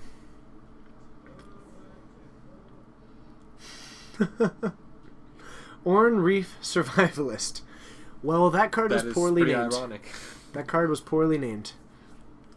And we do not have a Delver flip based on this. So, that Delver remaining a hapless researcher. But I think we are still very close to a turn 2 clock. Or it's currently a 2-turn clock. Depending on what that draw was, the fact that it can't have been a spell means that it's going to continue being a 2-turn clock. Because, you know, like a bolt. It was a non-instant sorcery. Exactly. So it can't be anything that's going to really accelerate the clock for this turn. Merfolk of the Pearl Trident. Even better. I love it. That's an engineered explosives? I don't know if it... Engineered explosives? It's an interesting card to bring in, and I can get behind it. Play it for 0, and then sack it to be able to Grim Lavamancer. He can also play it for 0 to kill his Insectile Aberrations, though. If he flips it. Yeah. So I think he is better, and it looks like he did put it on 0. It's so he can sack it. Yeah. To Grim Lavamancer into 1. That is pretty bold. I like that line, though. What do I think of Delver alongside Dark Confidant?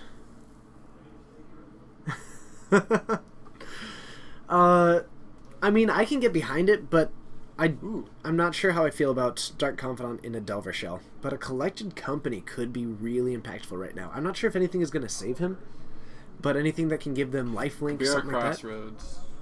Or not Kabira Crossroads. Kabira Evangelist helps a lot. Kabira Evangelist would help. Ooh, there it is.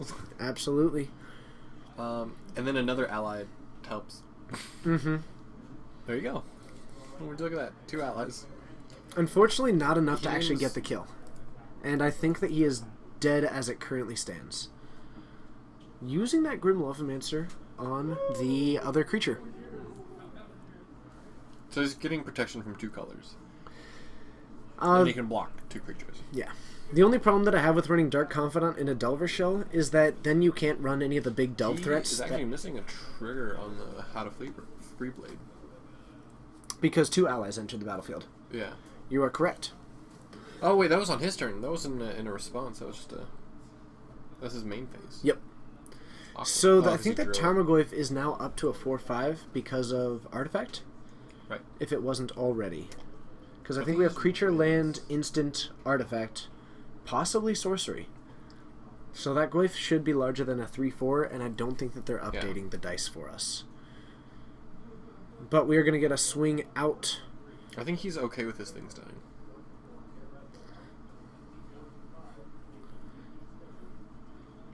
I think he does know how... Oh, okay. The artifact was exiled. Never mind. Yeah, he used Grim Levels. Sorry about that, guys. Clearly on top of things. I think Aaron does. It's just that, like, he was pretty much toast anyways. He just wanted to see whether, like, his opponent had no cards in hand. Yep. And you just want to see if it was worth his time to, like, even... Other than risk his opponent drawing a counterspell and automatically losing. Okay, so we're getting ready to head into Game 3 here with Allies versus Temur Delver. Both pretty creature-based decks. One, a tribal aggro. It's kind of like Zoo. It's like a Zoo Merfolk hybrid. Yeah. The biggest draw to this deck that is beyond those is the Chimera Evangel. That is probably the reason to play Allies. Also because you're playing green and you need to play Collected Company. That's true. You also do become a Collected Company And apparently deck. return to the ranks. And apparently return to the ranks. Against the Temur... It is Slivers. It is kind of like Slivers, except do worse. Slivers have the way to produce... Whatever happened to that deck? Slivers became super popular for like a month and then absolutely disappeared. Actually, Aaron is looking to build that deck and has started building it. He is a big fan of tribal decks, but does not like fish. That was the conversation that we had earlier. Like, doesn't like Merfolk or does not like fish? He does not like Merfolk. He just simply called them fish. Though honestly, I won't say that he doesn't like fish itself. I don't really want to get presumptuous about his eating lifestyle, his diet.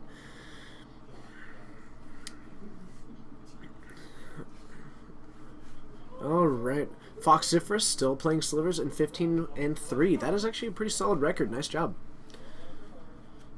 All right. I wish Contested Cliffs was modern legal.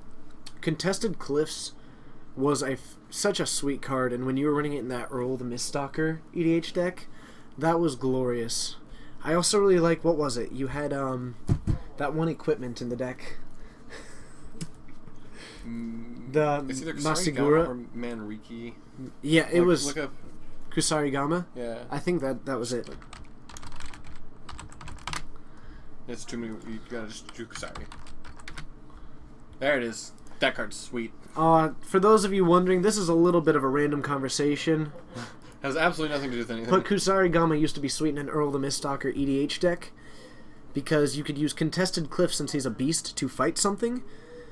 And then even if it was... It doesn't have... as long as it's a blocking creature, it doesn't matter if it's blocking you. You just use Contested Cliffs with Kusarigama on your Earl the Miststalker, and you blow everything up. It's great. It was a lot of fun. See, that's the EDH that I miss, but unfortunately... Yeah, oh yeah. Oh, dude, that's totally competitive. That's not a casual competition. True, but it wasn't like nothing but combo. It just means you can't block. It means nobody can block ever. But we didn't have a whole lot of combo. We didn't have any removal. Yeah. Also, we had so little removal. No one played removal. It's like, man, Scoop Mob is broken. It's like, you can play murders. That's true. We had so little removal back in the day. It was like, man, you've got, what, 4 some removal murders? spells? That's pretty good. Yeah.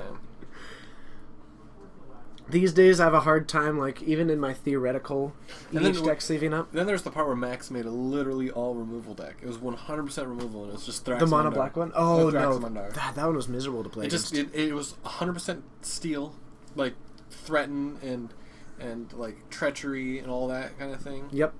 And then Thraxamandar, and then just, like, every assassin. Yeah. That was a whole lot of fun. We had a lot of sweet decks. He also built that, what was it, the Praetor?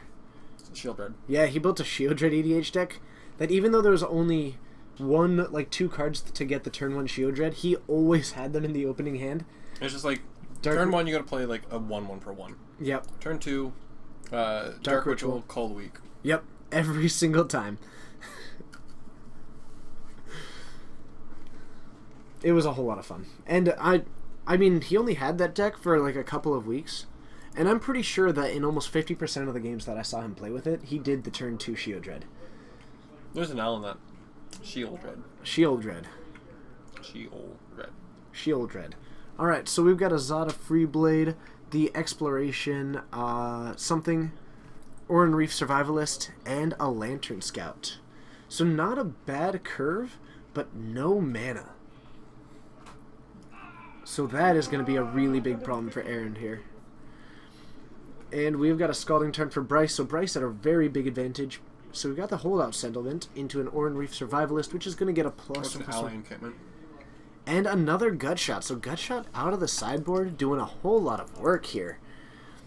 All those 1 mana 1 Phyrexian mana spells. He's down to 15. Woo. Hasn't spent a mana on anything. That is true.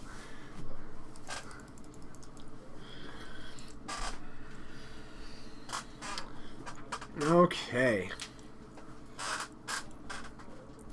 We have a friend who is a Marith, the Naya commander, because of Maraths, because it plays every Wrath and every Armageddon. And Is this also Max? This is also Max, yeah. Max builds some of the greatest things. Green Cuttlefish, I'm not sure if I've seen you in the chat before, but your name is showing up, the color green, for us, not in the stream itself. You can change that and do it on purpose. No, I'm liking it. I am liking it. Slowly crashing. Is he playing Noxious Revival? I really hope so, but I too. doubt it. That'd be sweet. It would be very Attack. sweet. And also a surgical extraction. That would also be cool. Alright, and so we saw that exploration. I forget the name of it, unfortunately. The exploration, the 1-drop 2-1. What's it called? Expedition Envoy? Something like that? Oh, How to Freeblade. No, the other one. That one that's was dead? remanded. Oh, I didn't see it. Yeah. Nonetheless, so an engineered explosives probably on 1. Yep. And that is going to make it to where he's going to have a hard time developing his board at this point. Because most of the ones in his hand are 1-drops, so the more that he develops his board to develop a clock... And That's a Lantern Scout. That is a Lantern Scout. That one's really good. Expedition Envoy, thank you very much. That's a Lantern Scout. Lantern Scout, the 3-2 with Rally that gives them lifelink. Snagged. It makes your Interesting. lose 1 life. Is what that does. Interesting that a Vapor Snag just happened when he has the EE on 1. I'm surprised that he used the Vapor Snag on the 1-drop. But, what can you do? Well, I was swinging for 2. Huh. See, EDH should only be played multiplayer, and if you're getting hated out, you're playing with the wrong people, or you're playing with the wrong cards or the wrong people. Yeah. As for learning to type, don't you worry about it. I have had some abysmal things. Mm-hmm. This keyboard, you can blame all your typing on this keyboard. This keyboard's pretty miserable. Actually, does it have? It doesn't have the things. Wait, It has one of them. Yeah, it's pretty bad. Alright, so we do have a lightning bolt and a snapcaster. So the bolt, snap, bolt, pretty much the only option in Bryce's hand. Otherwise, doesn't have a whole lot going on. No, he didn't. I don't believe so. He had all of his men open.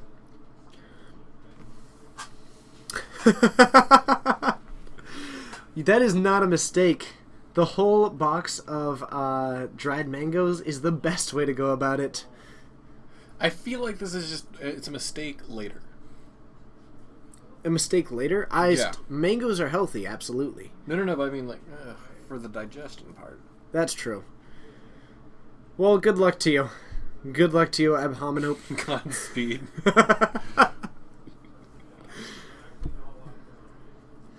Alright, and we've got a Snapcaster coming out, and... What is he? Is he flashing back the gut shot?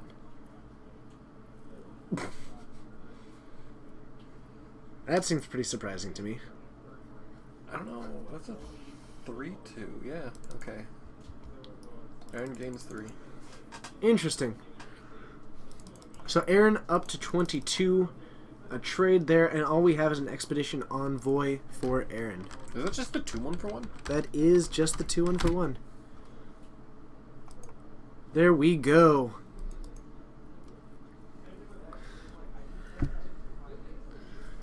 Okay. Well, to those of you just joining, hello. I am TJ. This is Steven. Hey. We are streaming from Geek Fortress. Thank you for joining us. It is always a pleasure to have you all. There's 180 people. Thank you for, if you are one of the 180 people, which if you can hear us, you are, thank you.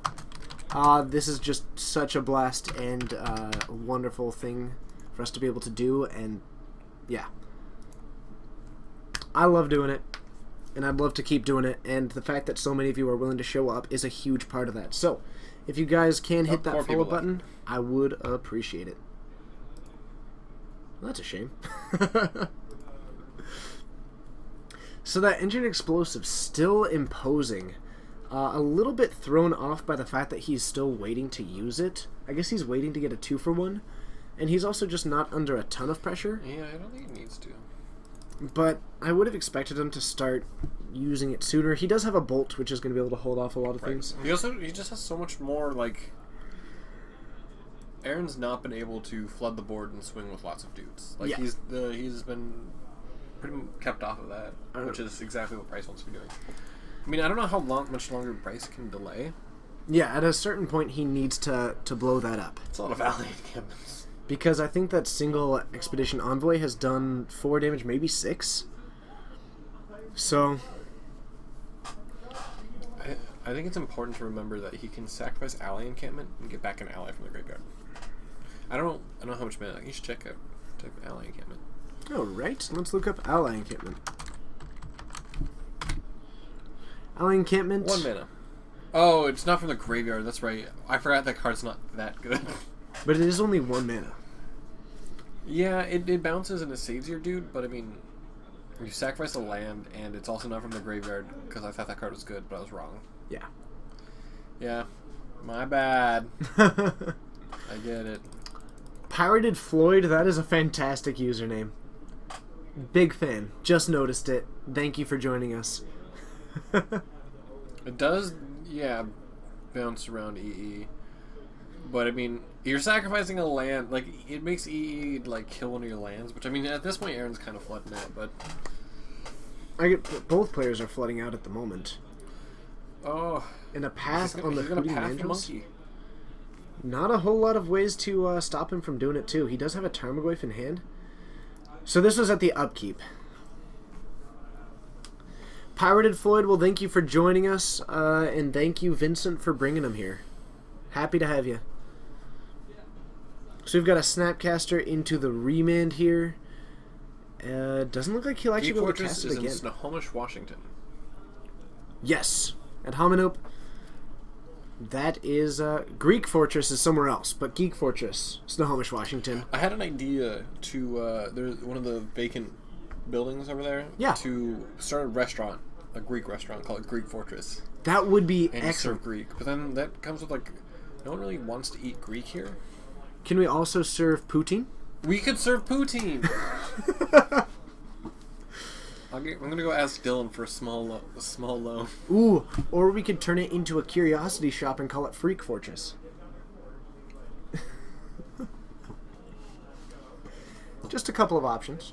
Just some ideas tossing out there. McPatches, that is exactly right. If you've never heard of... Near Seattle. We are about 45 minutes north of Seattle, and if you have heard of Everett, we are about 15 minutes from Everett. Yeah, it's just a small loan of $1 million. I'll be right back. Okay.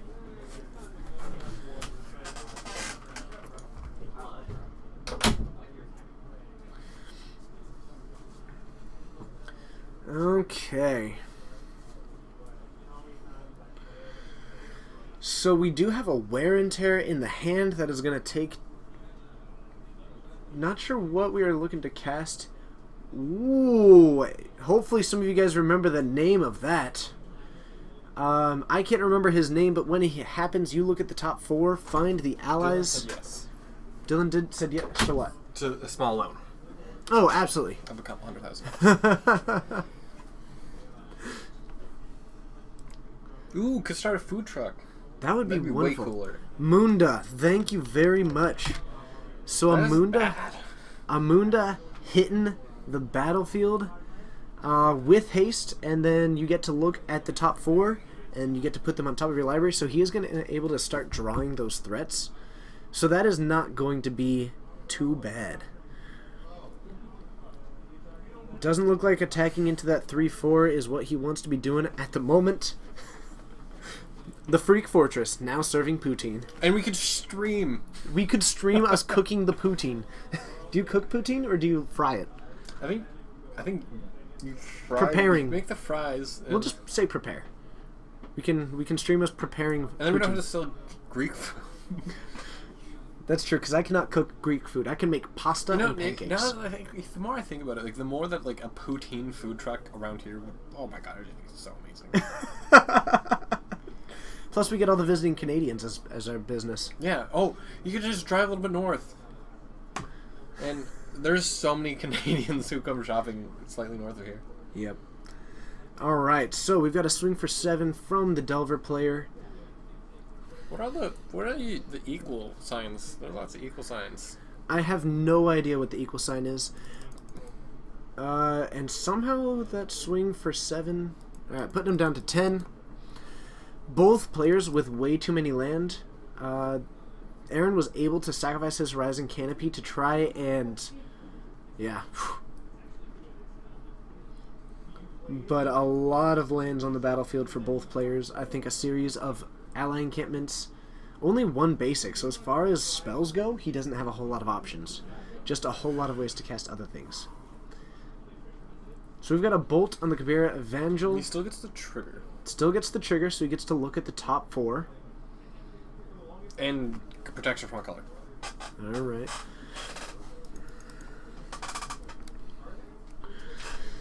So, I don't know where Abbotsford is. Me neither. But Blind Piper, thank you for the input. Kane Crazy, Blind Piper, Green Cuttlefish, Surf Wizard, Abhominope. Thank you all for joining us. Except for you've already talked to Green Cuttlefish. David Bradbury, haven't seen your name in the chat. Thanks for joining us. Oh, okay. Oh, interesting. Excellent. Of course there's poutine readily, but you're in Canada. So the Bolt going for that Evangel. Doesn't look like really gesturing with the Bolt. I'm a little bit curious about what is... I think he's still declaring his... Color? This is the color, yeah. Okay. And that Tarmogoyf up to a 4/5, but we are going to get the trigger there. See, awkwardly, Munda doesn't put it in your hand, it just puts it on top of your library. That is the unfortunate part. You are able to start drawing into the things that you want. So it does win a top deck war, which we're getting close to being in, except for the fact that Bryce has already just dominated the board presence 2 turns ago. Poutine, you know, the fries and gravy. He could bounce with encampment, but I think he wanted to play something else instead. I think he wanted to, actually just go for the win here.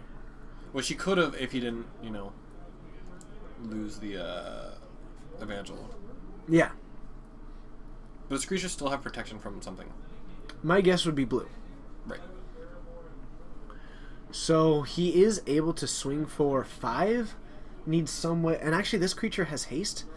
But I think that because he played this card after, it does not have the protection from blue.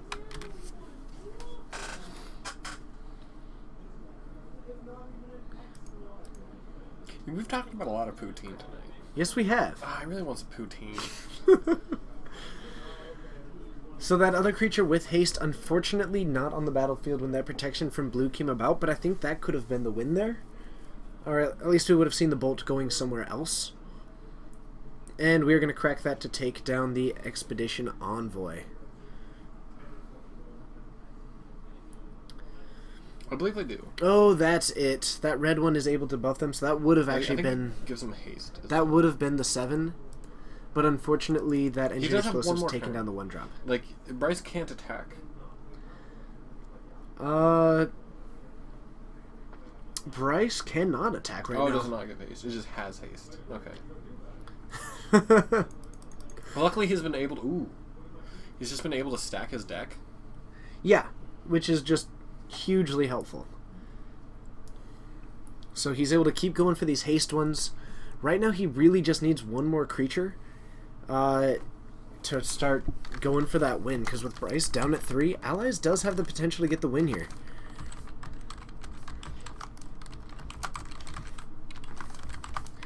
We ended up having a full conversation about how much I messed up by not eating poutine while in Canada. That's where it came from. It's really hard to dodge poutine in Canada, but they did it. By eating glorious amounts of pasta, pizza, and fast food. It was awesome. I could have had poutine. So these Akum Battle Singers, let's go ahead and bring those up.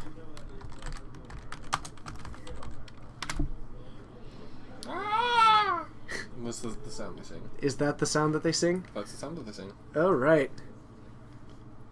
Potato dono? It's exactly Absolutely. the same thing. Pretty much. 100%. You know, they could probably make a really solid poutine ice cream. And that seems like an interesting choice. Poutine ice cream? No, forcing those blocks. So it does force the Hooting Mandrills to die. Right. But we still have a 4-5 and a 2-1.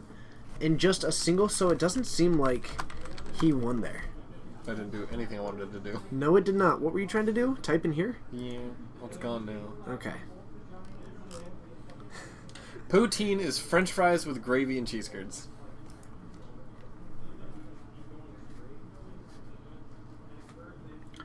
So that attack really odd. I'm not sure why he was prioritizing that Hooting Mandrills, but I think at that point what he would have rather done is just save up his creature. He knows that he's going to have allies on top, and then he would be able to actually overwhelm the board because it would have gained haste. So I'm really thrown off by that. Did Bryce Thoughtscour... Bryce Thoughtscoured Aaron. Aaron has been stacking the top of his deck with Munda Ambush Leader. So, I mean, those are pretty good. He knows what's on top of his opponent's deck, and he milled him. Yep. So I think it was pretty solid. Why not bounce your guy? Honestly, I'm not entirely sure. I think that he might be forgetting about that second ability, because he has 4 allied encampments out right now. I feel bad now, because I saw the excellent Thought Scour and then attached it to the what is the experience level of the players, and I assumed they were the same. I thought, my bad, I thought someone was being snooty. Bryce does have a lot more. Bryce has been playing for a significantly longer period of time. Not to say that Aaron has not been playing for some amount of time, but I also think that Aaron is much more used to playing with Zoo than allies. Right. Especially with all Allies these is new just a allies kinda coming weird up. deck. Yeah. He has so many the holdout settlements, or the holdout settlements. Yeah. Ally encampments to throw away. Yeah. I saw that. I'm sorry, Green Cuttlefish. You're definitely being a nice guy. I just wanted to end. Hey, we appreciate you. Alright, so both creatures getting haste there. McPatches, that is probably true. Taking out the Mundo is pretty key. He was able to end up taking it because he wouldn't have lost the Hooting Mandrills. Right. So it was definitely an odd choice, but I think that it's going to still work out for Bryce. I'm actually unsure if that Delver flips, then this game will pretty much be over. Right. I think he needs to find... He wants a return to the ranks is what he wants. A return to the ranks would be incredible. Collected Company. Right now, Bryce only Kabira has... Evangelist. Kabira Evangelist actually just wins in the game. Bryce Alright, never mind. only has land in hand. Kabira Evangelist literally just wins in the game. Yep. With only land in hand. Ooh, that Cavern of Souls, now that I think about it, has probably been doing a lot of work. Very likely, but Bryce, like I said, his hand is entirely land. He actually has no options. Wow. Yeah. Oh, wow. This is pretty... 6, 7, 8, 9, 10, 11, 12. 12 lands this turn. We did not realize that he can't cast... He can. It's got Convoke. Oh. Okay. Yeah. Never mind. Return to ranks does have Convoke. So easy flow, he can. Though I actually did not realize that either. And Bryce can probably get another land. I'm not even going to try. Doesn't look like he's even bothering. Oh, okay. I think Easy Flow said that before because they're on a little bit of a delay. So Right. he may not have seen that planes. Ooh, Collected Company. He might just get there. Or whiff. If he gets a Kabira Evangel, right? Good night, Shanks McShiv. Um, Oh, okay. Yeah. I Shanks also didn't know that he McShiv, had 2 planes. have a fantastic one. The sky's the limit and space is the place. So I think That should be that's game. the game. He says pro blue, pro green. Because he can name 2 different colors. If he realizes that he can name 2 colors, then that's it.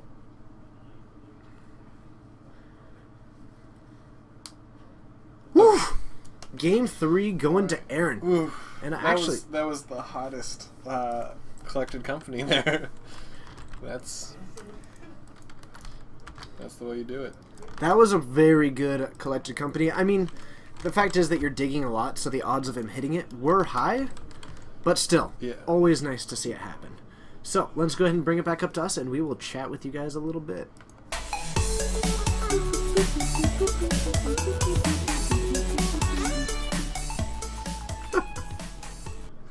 We can hear you. Oh, man. Well, thank you for joining us. It seems like some of you have just joined us. So, just to recap, hello, my name is TJ. I got the names on the wrong side, so let me change that really quick. And I want to type something in chat. What would you like to type? Or is it only good if it's surprising? It was just going to say dank meme. Nice. But thank you for joining us. I am TJ. This is Steven. We are streaming from Geek Fortress in Snohomish, Washington. And it is absolutely a pleasure having you guys. Why don't we just switch sides? Because he doesn't want to be in charge of doing the life totals anymore. Well, I would, but I feel bad because I'm bad at it. You could have done that way better, by the way, the dank meme. Anyways, that's not the point. David Bradbury did. I don't know if that was like a cap face thing, but he's right there, the guy with the fork in the chat.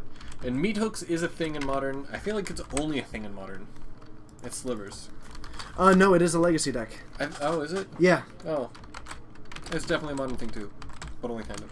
Yep. But the person who we owe to that transition is also the person that we owe pretty much the entire layout, and he has just been absolutely incredible. That guy. And he is hanging out in the chat. It is the Mr. David Bradbury. So, thanks for joining us. We should be heading into round 5 with our finals very shortly. That's 5. A lot of 5-round stuff tonight. Oh yeah, would you like to tell Aaron that he gets 2 triggers for the +1/+1 counters? Yeah, we can tell him later. We'll see him afterward. He's got a cool hat. He does have a cool hat. You don't even know what his hat is. Aaron's hat? Yeah. Yeah, I saw him earlier today. What's on his hat, TJ? Isn't calling you out. I'm just gonna look. Falls hat. He's got a Gravity Falls hat. Yeah, it has the tree on it, right? Yeah. We're talking about you. We're talking about you. Actually, we're not even talking about you. We're talking about your hat. Yeah. Do you got Prime? Do you have Amazon Prime? No. Oh. Did you know that 1 in 5 Americans has Amazon Prime? Stop. Stop. Thank you for joining us. But we are just having a lot of fun with this. But thank you for joining us. If you want to hit that follow button, if you are new to the chat, that always means a whole lot to us. No, it's not a raid or bot spam. That's just, I said dank memes and they started posting dank memes. It's my fault. It kind of is. Oh, ban that guy, David Bradbury. That guy's a known bot and troll. Ban him. Ban him, please. Please don't, Doro. Why isn't David a mod? That's a good point. Get the lightning bolt. I clicked us. Give us much. Boom. Now he is. Alright, Magic? Scratcher, what deck were you talking about? I think they're talking about Magic. Scratcher. I'm not actually sure what deck you are referring to, but we could probably give a quick look through. It's possible. About Magic. Oh, the game? Yeah. Okay.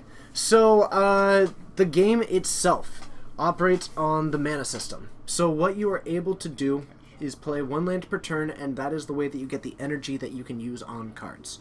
How you pay for those cards is to use that energy on a cost, which is at the top right of the card. So, it's a game of having resources and things to spend those resources on. Normally the game is based around the creatures, so as you are able to produce mana with those lands that you play 1 per turn, you can put down those creatures which are able to engage in combat with your opponent, and the point of the game is to reduce their life total from 20 to 0. And you are able to use sorceries, and then something that is basically a sorcery that is able to use at any time called an instant, but it's essentially a sorcery. And then artifacts and enchantments to affect the battlefield. And that is how you do it. That's about as brief as I can go. I mean, there's a whole lot more is, to it. Like, Magic is something you have to, like, learn. Like, there's a whole... You can sit down and learn. Yeah. But, yeah, we're talking about Magic. Hopefully that this helped is, like, a little bit. Not a good place to learn, I guess.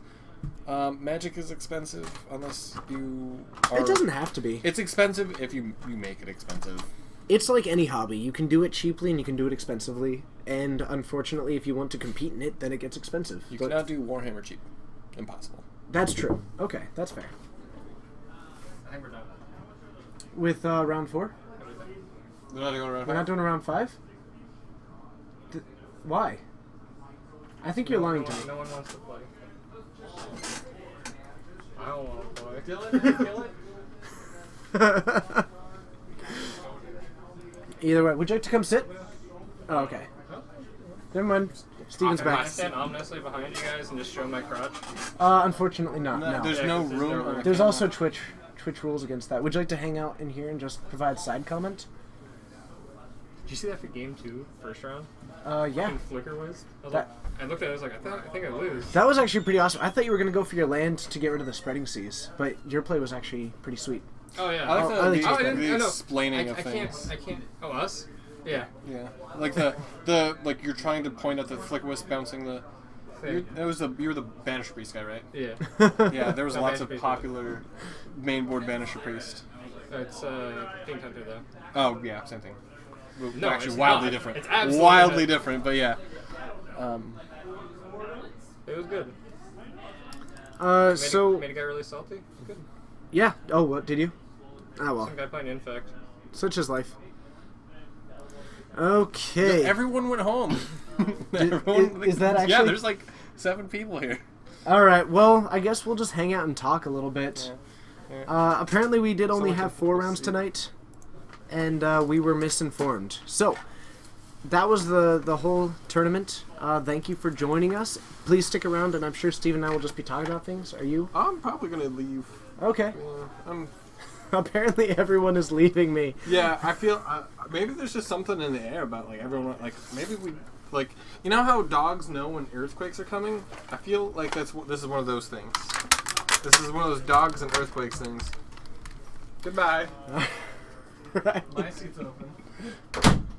Well, unfortunately, I guess that was the end of our tournament. Thank you for joining me. I'll be sticking around for just a little bit. So, if you guys have anything to that you would like to discuss, stick around. I will keep talking. But if you want to hit that follow button before taking off, if you are, feel free to do that and come join us next time. We do this streaming on Wednesdays, Fridays, and Saturdays. Wednesdays we stream Modern at 7 o'clock, and Fridays we stream Legacy at 7:30, and Saturdays we stream Modern at 6 o'clock. These are all Pacific time. These are also so Modern, Legacy, Modern. Feel free to join us again. I'm a big fan of doing this. I would honestly love to see this grow to be something consistent and can grow to be kind of a thing. I know that I might be looking a little bit too much in the future for it, but I am hopeful, and I'd like to see this grow to having a whole lot of options.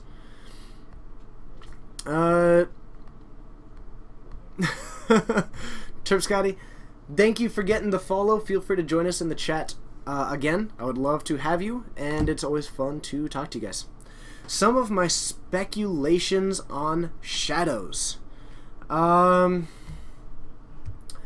have 3 speculations. One of which I think is extremely likely, one I think is reasonable and becoming more likely, and one that I think is very unlikely.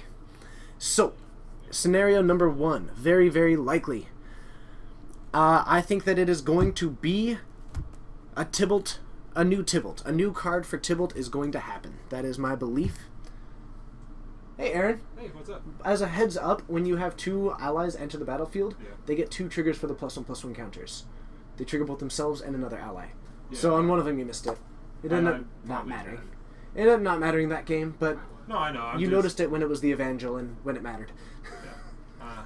Nice job. I was just tired. Yeah, I know I messed up that blocking earlier, but I was like, Also, the attack seemed a little bit odd into the wall of... Because you had it 3 creatures and you attacked into 3. Yeah. When if you had just drawn 1 creature, you would have been able to overwhelm the board for the win. So that also seemed a bit odd to me. But just... I don't know, I was just trying to see how it would block. Yeah. Just mentioning stuff Yeah. as I see it. It's also, you know, when I have access to both players' hands. It's a lot easier. Yeah, I have more information. Well, I figured if anything got too hairy, I just bounced the guy. Yeah. So, cool. You should inform the stream that Aaron is what Garrick is based off. Aaron is what Garrick is based off of. His, like, his look. The guy is very tall. Have a good one. Also, remember that Ian wanted to talk to you about things. Will do. Cool. Okay. I'm going to close the store now. Have a good night. Have a good night. Sorry, people coming up and talking to me. So, let me get back to talking about that. Second prediction, likely getting increasingly more likely. I think we are going to get the return of the Madness mechanic. I think that it's going to be making a comeback. I think it works well with a lot of the mechanics that we currently have. So, Madness coming back. Also, I think that Blood Moon is getting a reprint. That is my completely unlikely speculation. D. Clark, Avacyn turning evil. Pretty reasonable suggestion. I'm just not sure if angels can turn evil. It hasn't happened yet, but it could definitely possibly happen. Do I think that Tybalt tastes better in Alfredo or nacho cheese? Definitely Alfredo. I don't really like nacho cheese. I don't like the processed cheese part of it. So the Alfredo is definitely going to be the way that I am going to go with that.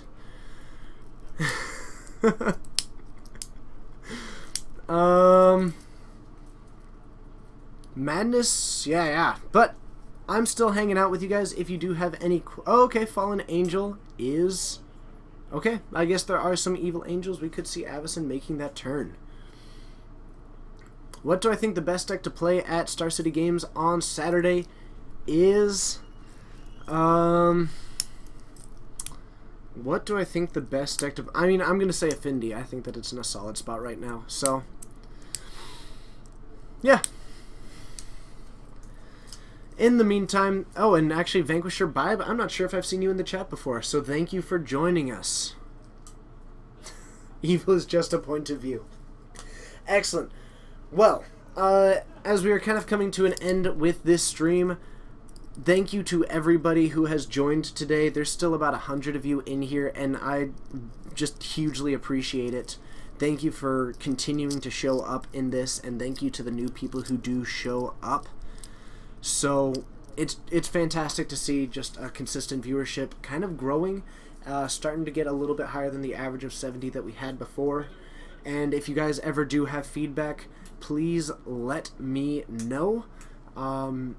Ways to reach out to me is through this chat on my Twitter, which is RedBaronMTG. You can see it above my head. And also on Reddit, I am under the exact same username of you, RedBaronMTG. So, I'll be trying... Vanquisher Bibe, that's okay if you are a lurker. Thank you nonetheless for joining and for participating in the chat when it matters.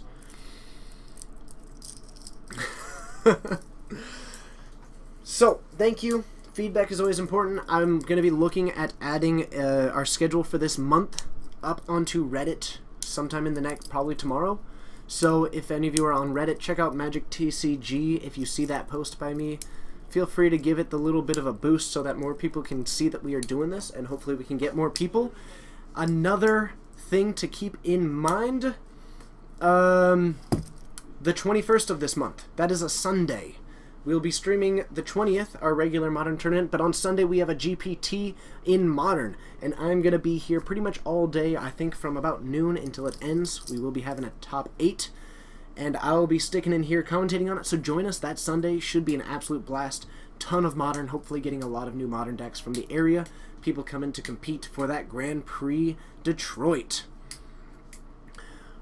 Do I own Geek Fortress? I do not.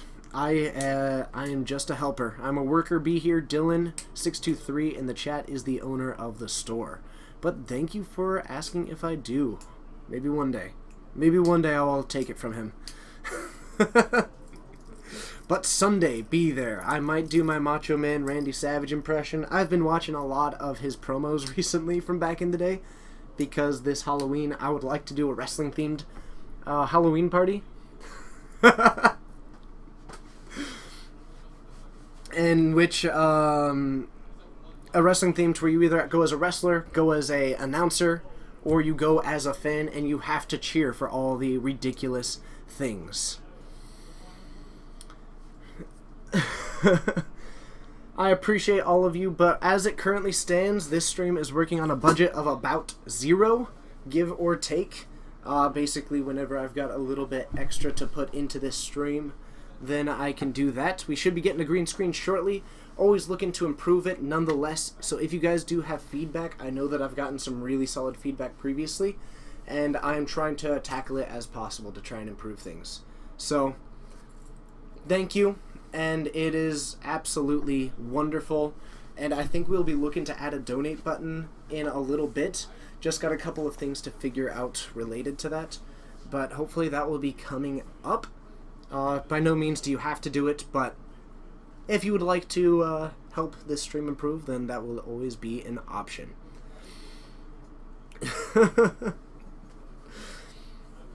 Yeah, it's basically 0. David is a huge help to this stream. He does a lot of work for me, so thank you, everybody. If you do have any questions, feel free to ask them. Otherwise, I will probably call it a night. But if you guys would like to keep on chatting, just let me know. Get some kind of a conversation generated in the chat. And I'll stick around as long as I can, because this is one of the big things that I look forward to on a actually daily basis. These 3 streams are just a ton of fun for me. So, thank you for being here. And eventually I'll be looking to get a consistent co-host. But in the meantime, keep rotating them based on what people are able to do, and try and get a bunch of people in here.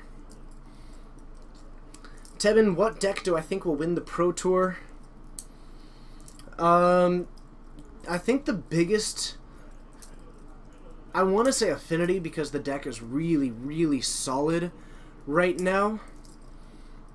But I also want to say Abzan has a decent chance. I'm going to put my camp in one of those 2 boats. Affinity, because it does have just so much raw power, and I think that it really does have the highest power level in Modern at the moment, as far as just pure power, and it's the side that is really difficult for it. But in an unprepared meta, or even in a prepared meta, it could definitely take it down. Otherwise, I think Abzan has a really good shot, because I think that Tron and Eldrazi will get hated out by all the aggro decks that might be there, which would leave Abzan in a pretty decent position to clean up all the aggro decks. So those are my 2 predictions for what is going to win the Pro Tour.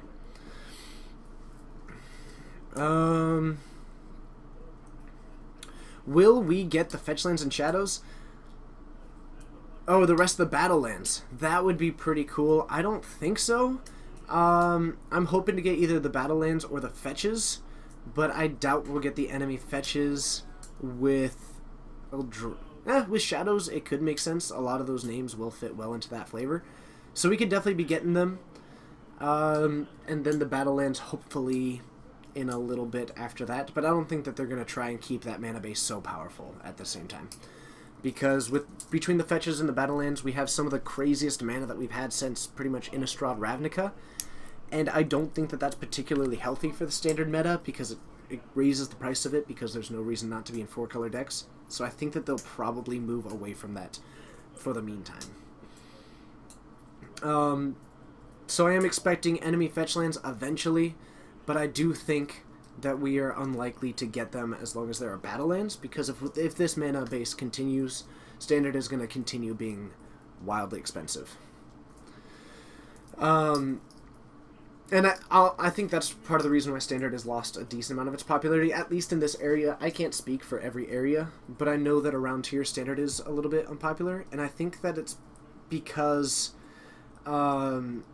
the mana base, there's no reason not to be in 4 colors, because the mana is so perfect for it, which means that the variety is cut down since everybody is basically playing the best cards in all 4 colors, and it also means that the price goes up because every card is playable in more decks.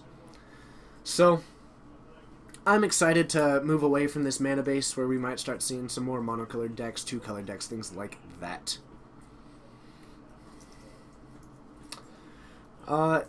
As for the standard not being too expensive, that is true that it is not wildly expensive, but I think that it is among the more expensive. I think it's the most expensive one that we've had since Caw-Blade.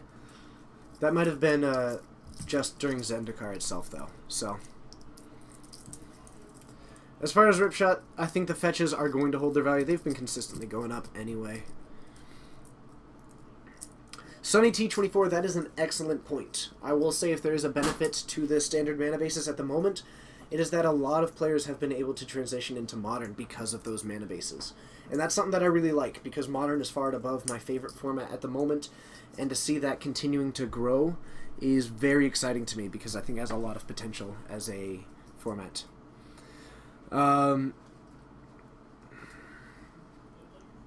Strifo, thank you for joining us. Good to see you again. Haven't seen you in the chat today. And good luck this coming weekend. Absolutely. So, good luck. I'll be watching you. I'll be hoping for you. If you have any last minute things to run over, shoot me a message. But I think that you will do fantastic. Specking on Painter's Servant as a hate bear against the Eldrazi Modern decks. That is awesome. That is pretty cool. Doro. Painter's Servant itself is just a really sweet card. I like that it has a very unique effect, and I like those cards that have unique effects. I know that there's a lot of them, but that's a pretty cool one. So, also, here is a weird thing. I think it is absolutely completely weird that our naming scheme in Modern or in Standard is absurd. It seems like the fact that those 3-color names are around means that everyone wants to name them that. So we're calling 2-color decks after one of the clans, and we're calling 4-color decks a clan plus a color, when it's really just it's a 4-color deck. So it is very weird to me, the naming schemes of the current Standard, which is odd since they have been really moving towards having consistent names that make sense to players. And I don't think that Mardu Green makes sense, and I don't think that Jeskai Black makes a whole lot of sense. It does on a very surface level, but I think that if we just call it 4-color, we're better off. But that's just me. So, I don't know. Standard's in a weird place right now for me. And as it continues forward, I might end up playing it, but that's at least what I've got there.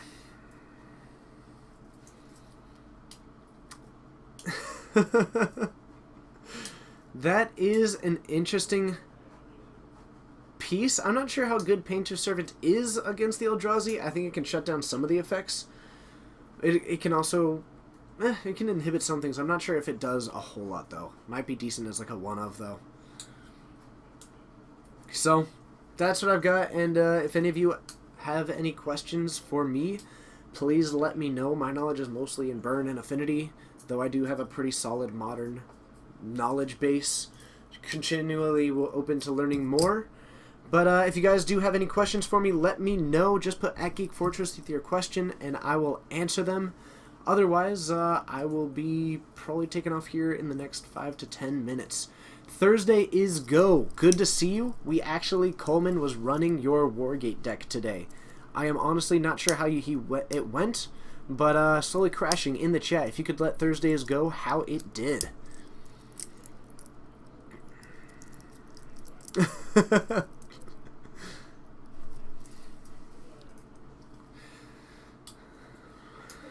Thursday, yeah, we did have Wargate in the room. It's awesome. That deck is really sweet. I've seen him do some of the testing with it, so I'm a fan.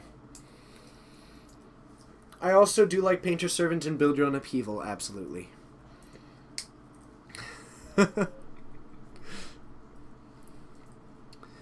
Excellent. I'm going to see if I can figure out how to host people, so let me look that up.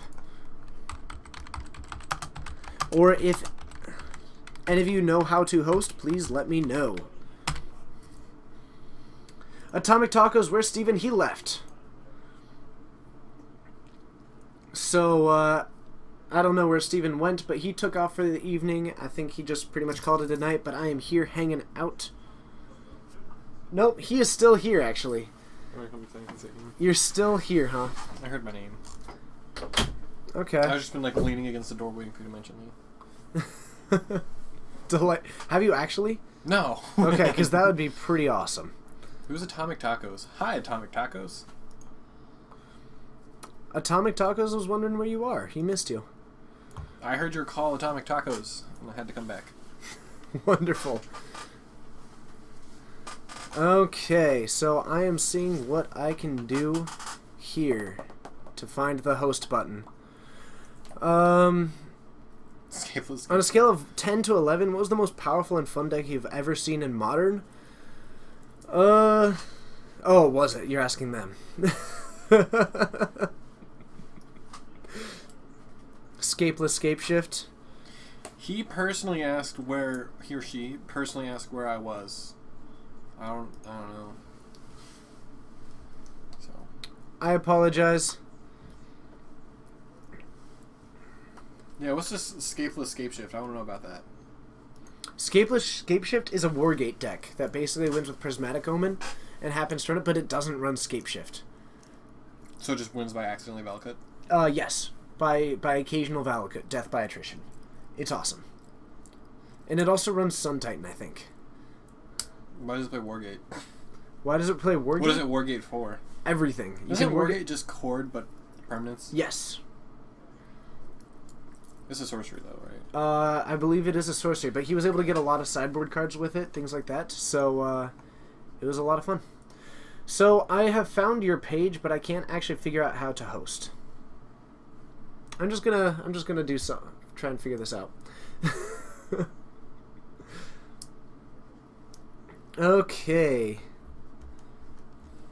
Yeah, there just happened to be a lot of Delver on stream is the thing. Tonight, Yeah. Absolutely. We don't normally have that much Delver in the store, but Are you seeing the host button? I have not seen the host button. Do we? Oh, okay. Okay. Just figured that out. Alright, well, I am prepared to do that once we are done, and hopefully I can do it. I will try and stream your Wargate deck. Also, if you get in touch with me, try and get in touch with my Twitter. I might talk to you, and as I'm looking at doing some writing for the store, I might just do a primer on your Wargate deck and talk to you a bit about that. So, if that is an option, definitely try and get in touch with me, and we can totally talk about it.